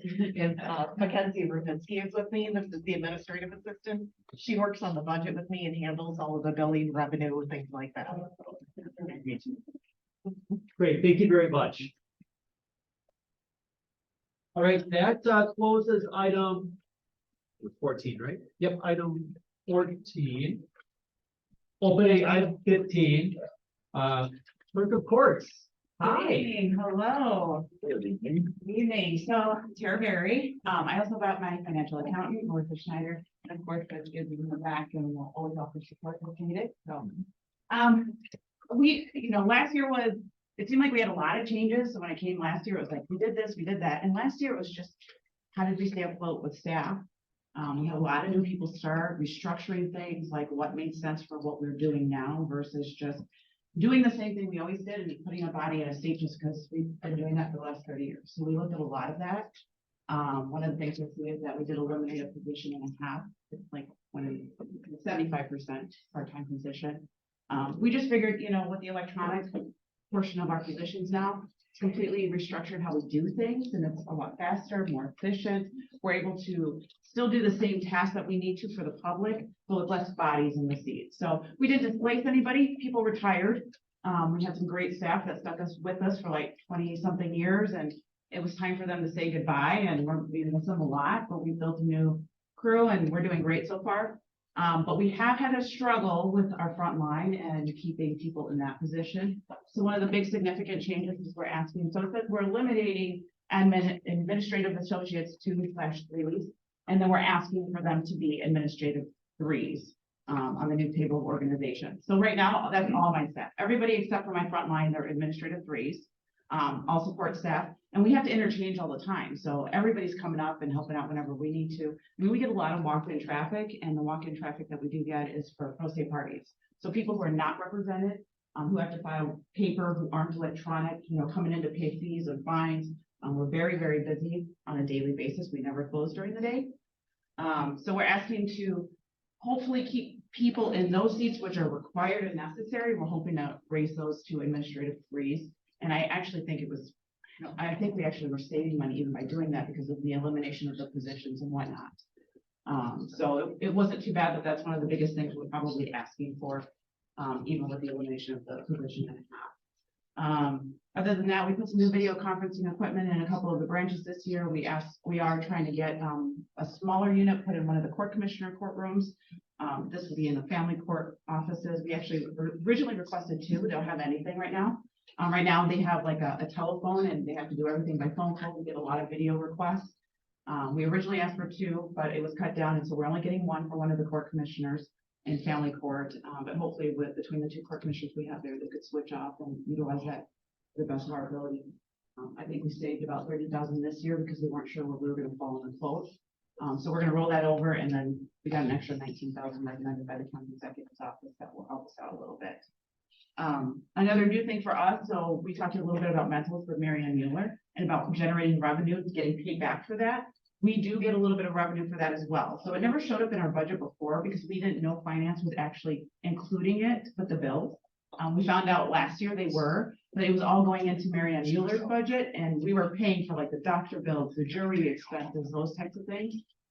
So now this year the county executive was able to put that back in our budget. So we'll see about a $35,000 revenue from that, but those are costs we're already paying out for these things. But it's going to be nice to see that we're getting that money back. The only thing we're not sure about is some of the court staff time. I know we can get the cost of the jury trial stuff back, the interpreters, if we need interpreters, which we have in the past, jury food, the doctor bills, but we don't know about the court staff. Can we get the time that we're putting into those hearings? Can we get them reimbursed? And I know Carol Blackmore has been persistently asking that question, and she hasn't gotten a response. Other than that, it's really hard for us to find revenue. We are struggling with our collections companies. We're not seeing revenue come in as we used to. Collections are down. Elsa Schneider is part of the state committee, and everybody across the state is having this problem. So we have 2 collection companies.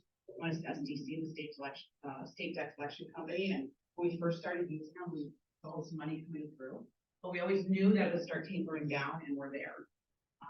We're seeing a big hit on the collection process. So we do have a secondary. We've been sending it to them, and they have been doing a little bit better job than they normally do, which is nice, but we can't figure out then why can't the first collection company do the same thing? So we're trying to figure that out, but we don't have a lot of options there. I continue to try to get passports back from, the government, but unfortunately right now they keep telling me they don't need any more acceptance agencies. But I think that would be a great service to offer the citizens of Winnebago County, but I keep getting a big old no. So we'll keep trying. So we'll see where that goes. But other than that, that's really all we got, unless you guys have any questions. I have just a few. Sure. Just curious, how much money are we sitting on relative to collections? How much is outstanding? Outstanding, 41 million. And some So of that's a so, significant amount. That's what I thought. yeah, it is. And so some of that will never, it's uncollectible at this point too. So there's a big portion. Can we write it off at some We- point? We've talked about it. Okay. The problem is when we come to talk about that write-off process, it's gonna sound like a crazy amount. And that's because some of it is just so old. I think we looked into it was over 20 mil. It was a lot, and putting that in perspective, for all the supervisors, we could understand how that would be a shock, but it isn't collectible. It's super old. Some amounts you can't send to collections under a certain amount, like we have all this criteria with, but it's a lot. And so I've been learning a lot about, always say it wrong, Wisconsin Resolution Center. referral center. Conflict resolution site. Conflict resolution center. Yeah. Is that, the cost associated with that, does that come out of this It budget? does. So we pay about $75,000 a year. We contract with them. Okay, It's, they've increased some of the services with the courts, this last year. We're trying to do more mediations out of Court Commissioner Haywood's small claims. So that way we don't have to send them up to circuit courts. I mean, we all know evictions, how detrimental they are to people, for the public and how they can affect their ability to get housing. So we try to send them to mediation services a little bit faster. But they're great to have. They help a lot with our family disputes, our TROs and small claims. But yeah, it's in ours. It's 75,000. and we just contract with them, correct? So the county, other than we just provide the facility for them to do their work, Correct. right? Yes.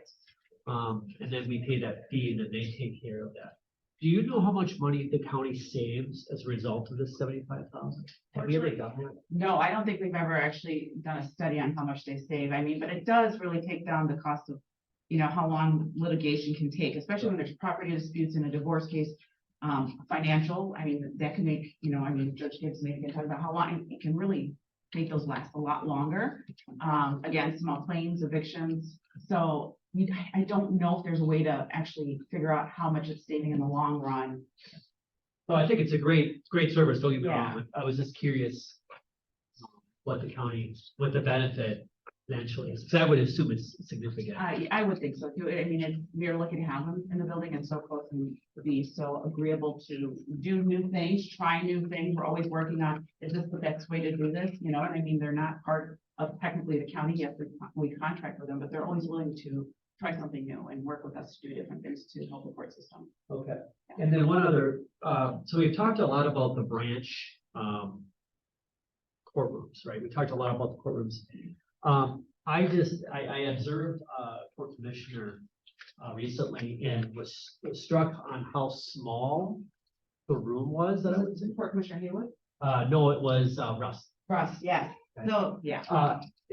So it seems like you're really like starting in there. Yeah. Is that the typical of those types of situations? I mean, it's not typical. So the courts decide who is and isn't allowed in some of those hearings. Okay. So he does a lot of TROs, things like that, family disputes, and they can decide if, it's open to the public or not. And in a lot of the cases, a lot of these end up not being open to the Oh, I public. see. I'm not saying they couldn't be, but Right. because there's really not a lot of space. You are on top of each other. Yeah. I can't say that I've gone to other courthouses and have viewed the size of the court commissioners. Now we have 3 in our courthouse, and Eric Haywood has a lot of public viewing. He does more of the criminal and traffic violations things. He has a much larger courtroom than Oh, the okay. family court commissioner and the other circuit court commissioner do. So I don't want to say it's typical, but we also have 3, which is not always. And so I'm asking, because I'm just wondering if there was any plans on those meetings, No, that's where we're looking to add a video conferencing system, a smaller unit, nothing too big because you've been in there, so it's small, Right. you don't need all the Yeah. audio. But they do still have evidentiary hearings. They do have requests for people to appear by video. They do bench warrant stuff, and so then they could do video conferencing with the jails. So that's what we're trying to accommodate, but like I said, we asked for 2, we're only getting 1, but the court commissioners are willing to switch off, go back and forth if they need to. But I don't think there's anything in the works about the room sizes or trying to make anything bigger. Thank you. Any additional questions? No, thank you so very much. Appreciate it. That closes item 6. Okay, that closes item 15. Opening item 16. Here's Bob. Evening. Hi, how you doing? I'm all right. So I know we went over this last month, but now have what forms are provided by finance, changes to the budget that we submitted. That I think they still have the $430,000 CASA grant. We didn't receive that. I talked about that last month. It will be changed and right in the budget book. The county exec removed $150,000 of overtime dollars, and then the $300,000 the 2 detective positions, and that includes the equipment to start them up, et cetera. So those positions were removed, $150,000 in overtime, and then there'll be the change to the CASA grant in your actual budget book. So I want to ask a question. Yeah. So as a result of the MEG unit, does that mean that we would not have a resource that on the MEG unit in Yes. 24? Yes, correct. And I think, well, what I provided to you for the talking points, well, we haven't had one actually since July of 2022. It went vacant due to our personnel trying to hire employees. We're doing much better. I'll cover it in my sheriff's report. And now, so previously what we had done was taken somebody from patrol and transfer them over into that position, and we can no longer do that. The calls for service, the volume that we have does not allow us to do that. So we had one month last probably 28 years or 30 years. I don't even know how long I've been here yet, or any longer, but the last since July of 2022, we haven't filled that position, and we need to have a specific spot, a specific table of organization position. As the medical examiner talked about, the overdose deaths increasing. So it's a multi-pronged approach to controlling our drug issue. It's what we're doing with the programs in our jail, what's being done through social services and public health. And it's also the enforcement piece of it, because we have a large volume of drugs coming from the larger metropolitan areas and being sold in our county. So, and we don't have that resource, although it's being worked, us not getting the kind of attention it needs to get by having someone directly working for Meg. Are you, I don't want to cut you off. No, it's good. Okay, Supervisor Hanson. I wanted to speak to that. I would really like to see the county executive reconsider the withdrawal of that. Very disappointed in the answer that I received as to why.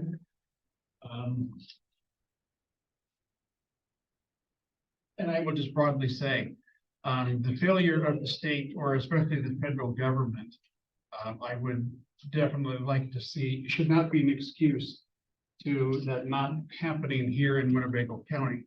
I think there should be a very clear message. This isn't happening here in Winnebago County. So I really want to see that the increase of trafficking, the increase of drugs, sextortion, abuse, all of that falls under these two positions, or much of it falls under these two positions. And I am very disappointed in the county executive withdrawing. I understand the argument about long-term funding. However, I think there should be a clear communication, not in Winnebago County. Thank you, Supervisor Jeffery. Thank you, Mr. Chair. Object number 58004. That's equipment.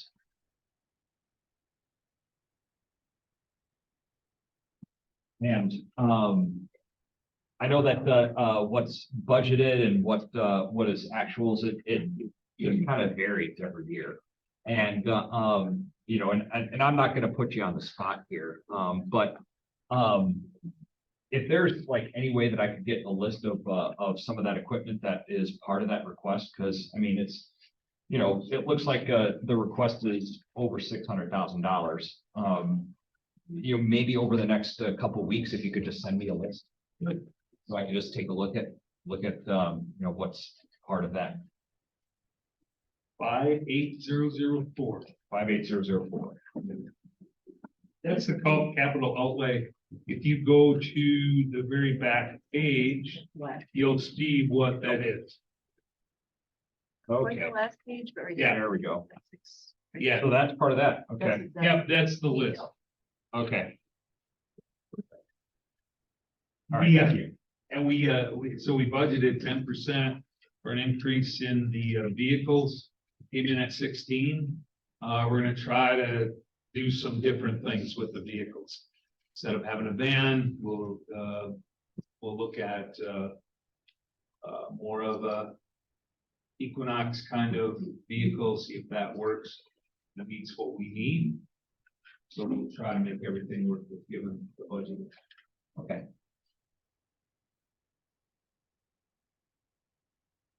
Not driver, make sure it's so. Yes, yes. Do you have any other questions? Let's see here. Oh, yes, one other question is, the contractual services for medical and dental, that's object to 55000. Yes. So I do see that there's a substantial increase. 111,000. Yeah, so, tell me a little bit about that. I mean, Well, cost of employees, trying to hire people just like we had to make adjustments to the wages of our county employees. They have to make adjustments as well, and that's where most of that increase came. okay, There are, we contract for 24-hour service. We don't always get it. So then they reduce that amount. So if, let's say on a Saturday, from 10 p.m. to 6 a.m., there's not a nurse on duty, they remove that 8 hours from our contract. But, obviously we are in need of having that medical staff here. We've been asked for it. okay. And then lastly, I know that this was something that I brought up, last year. But specifically for those incarcerated in the jail that, and, I brought up the proposed budget of having a dental suite. So, we're getting kind of close to the final, trimester or final part of the year. What, from what how many times have you had to bring someone to a dental office? Why don't I send you an exact number? That'd be great. Yeah, and then where we're at with that specific budget item Mhm. on how much we've spent on it's typically, if I'm not mistaken, it's about $30,000 a year in that area. Okay. But I'll find out where we're at and how many we sent. Just, sometime over the next week. Sounds good. Definitely, I'll send it all. Thank you. That's all I got. Right. I have a comment, but I want to make sure. Do you have any? Okay.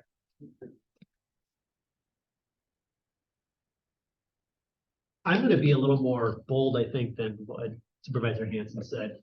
I think if you were to ask the residents of Winnebago County what's important, what issues they're facing, I think they would say the drug problem that we have. I mean, we hear all these deaths that are going through, all these overdoses.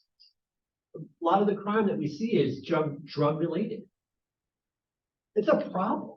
Like, it is a problem. And it's obnoxious that we're not willing to look at it from an administration point of view. It's this. It just is. And so I am more than, I don't know what the word is, but it's not acceptable that we don't have the ability to fund and pull our weight in the making of it. It just is.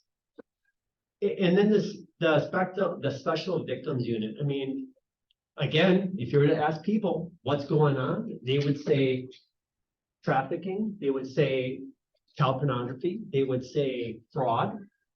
And yet we're not willing to invest in those things.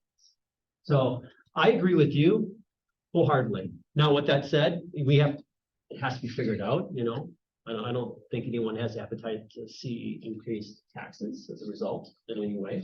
I understand that. But we have to figure something out. We just have to figure something out. I don't know how else to say it. I have heard the administration use the word legacy projects, greater legacy. do we have Winnebago County? If that's the mission, then the protection of the residents and people that travel through this county. And I think we need to ask ourselves, are we gonna support law enforcement? I mean, are we? I don't think this is a lot to ask compared to everything else that's being asked for. We're talking about two positions here, right? Correct.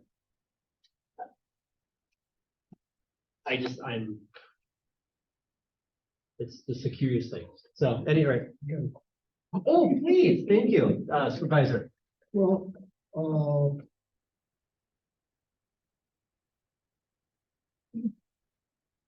put this into perspective of the administration recommending combining the patrol and detective divisions into field services. How is this going to complicate or impact this need for additional detectives? I mean, I don't know. Can we get an explanation from the administration on what is behind this particular recommendation? Well, I think I can answer. Yeah, that was our change that we made.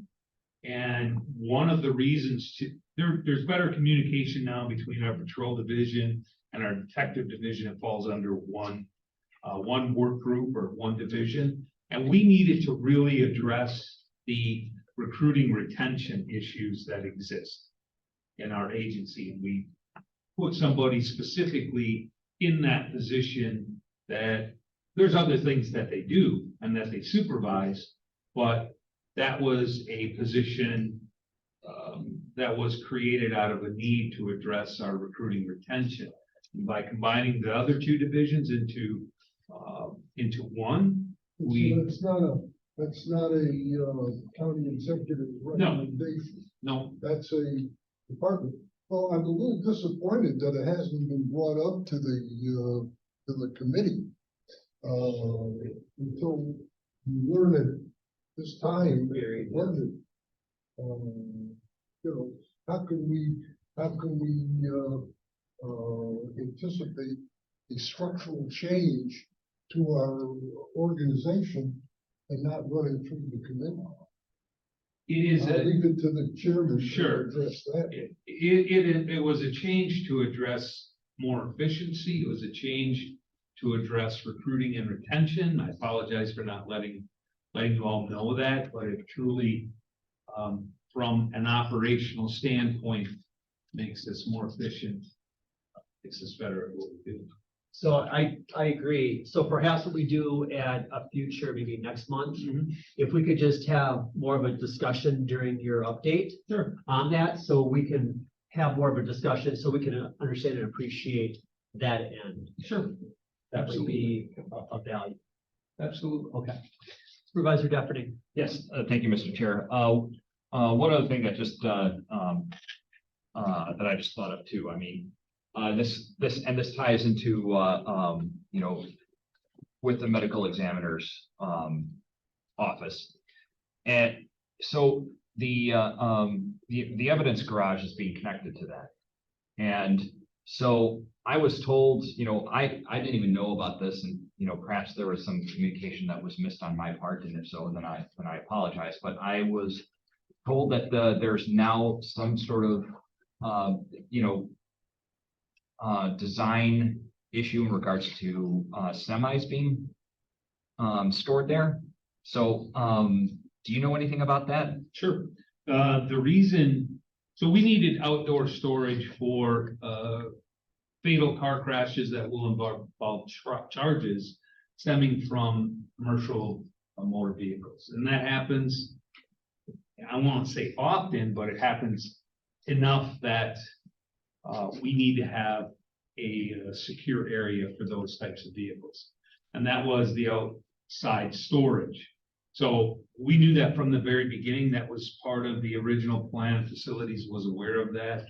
The problem was getting a commercial motor vehicle from this driveway back to that area where the evidence will be, the outside storage, what we had pictured and what was drawn up by the architect were two totally different things. So they had to come off of Highway Y and come by solid waste and into that area because it'll be on the backside.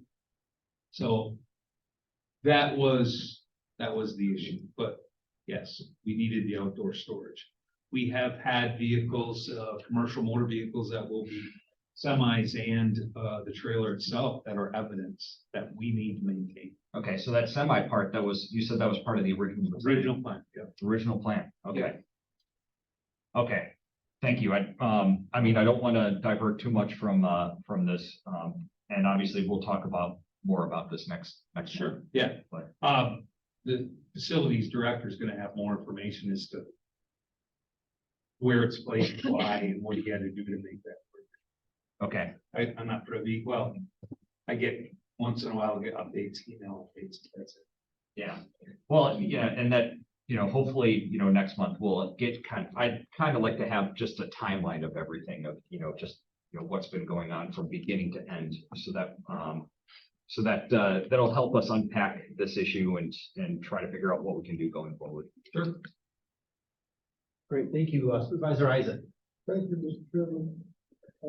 Your Honor, could you explain to us or get us up to date in the 2022 budget?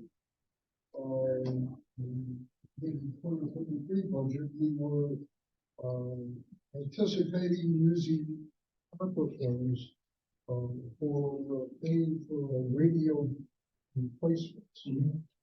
How did that particular issue work out? They're all ordered for the county. So not just our department, but for highway, et cetera, the other departments that are receiving replacements, those are all ordered. We've received some and there's more coming. We do anticipate some surplus out of that, so we didn't spend the entire amount, but we have to wait until everything comes in, invoice for the entire. And the jail cell refit project, is that completed? That's done. Yes. It's in operation? and Yep, can, yes. Accommodate special needs prisoners? Yes. And the jail camera project. Is that? That is being done yet. They have to run Cat 4 cable versus Cat 6 or vice versa, whatever. So that is being done. It is not completed. You can ever get jail video visitation? I don't see anything about it. Yeah, I'll check on it. I'll see where we're at as far as a spot. I think they might have one. No, I'm not sure. We don't have anybody jail representation. I will get an answer for you. Okay, any additional questions on the budget? Kind of going into the sheriff's report right now. So any more budget questions? No? Okay, we're gonna close item 16 and then open up item 17, sheriff's report. Okay, the count today was 215. We have 71 active STAR participants, so we're up actually about 25, just in the since our last meeting. So we are doing very well. Still seeing a great success. We didn't get the 430,000, but we just were notified today.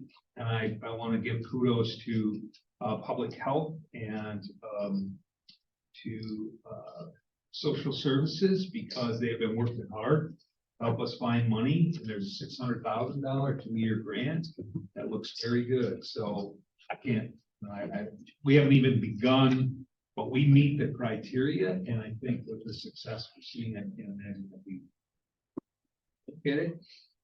So we're excited about that. There is a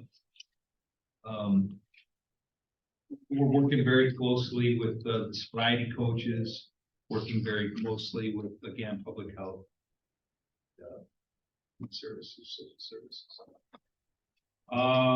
We currently have 1 vacancy in dispatch, 3 in the jail. We have 4 starting October 30th. So we haven't been at 3 for, I can't remember how long. Good success. Now, it takes time to get them trained. It takes time to get them through the jail academy. So, I mean, they're not, we're still accruing some open shifts. We have 2 in the patrol division, and we have 4 scheduled retirements.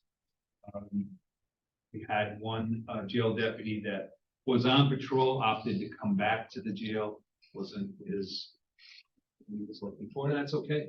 I get that. And then we'll have 1 vacancy in detectives in December from a retirement. And that, with all those retirements, if my math is right, that's about 116 years of experience. So it takes a while to replace all of that. I will be giving you a solutions peer response team report. I've read the rough draft. It's impressive, and that's who we're working with the sobriety coaches. So, that's all good news. So in terms of the detective that's retiring, a position like that, do we promote within? Yes. Okay, and do we have candidates for that? Yes. Okay. Yes. There's a process that they have to go through, and then a person is chosen. They come from the patrol division. I think anytime that they haven't, but and then it creates an opening, obviously, in the patrol. And in terms of the new people, you said it takes time. How much time do you allocate for someone to get up to fully trained? For the jail, it's 10 weeks of FTO time, field training time in the jail. And then there is a 5-week jail academy, which occurs, I think, 3 times a year. So we have to get it done within the first year. They'll work for a while without going to the academy. In patrol, it is a 17-week recruit academy that they'll be gone, and then a 16-week FDO process. And then for comparison, it's a 6 to 8 month training for dispatcher. There's so much technology, so much that goes into that position. Now they're actually working positions, answering the phones, taking 911 calls, but when they have to get into the actual dispatching part of it, there's a lot to it. Any other questions? I actually have one, I'm just curious. So I was on 41 last week and I saw a deputy's vehicle in the pickup. I didn't realize that we also have what do we use the pickups for? That's our supervisor vehicle, because we have so much specialty equipment. It's got a tonneau cover on the back, it's hardcover. Okay. So we keep like all of our response gear for shields, ballistic shields, 40 millimeter impact rounds, etc. Okay. Anything that needs to go immediately out to a scene. That makes sense. I just never saw it before, so I was curious. They're they're great because of how much cargo space they have. Oh, yeah, I can see that. Any other questions? Sure. All right, thank you very much. That closes item 17 on the agenda. Opening 18, we're looking to have the next meeting Monday, November 6th at 6 p.m. Deadline for agenda items would be Monday, the 23rd of October. Yes, Can I submit an agenda item? you sure can. Okay, let's take a look at increasing the per diem for citizen committee, commission, and board members. And in particular to, voting canvas, committee members. For a little increased bump. That's involved in that. Are you gonna work with Corporation Council to have a resolution, or do you want to have a discussion? Yeah, I'd like to have a discussion and, I guess I can talk with the corporation council about putting together another meeting. Okay. I think it should be fairly easy because we just amended the ordinance. And all you have to do is, pump up bucks. Sounds great. I will have that on the agenda. Yes. Okay, with that, we're gonna close item 18. Open item 19, adjourn. Second. Okay, any discussion? Nope. All in favor, say aye. Aye. Aye. Opposed? Passes. Thank you very much, everyone.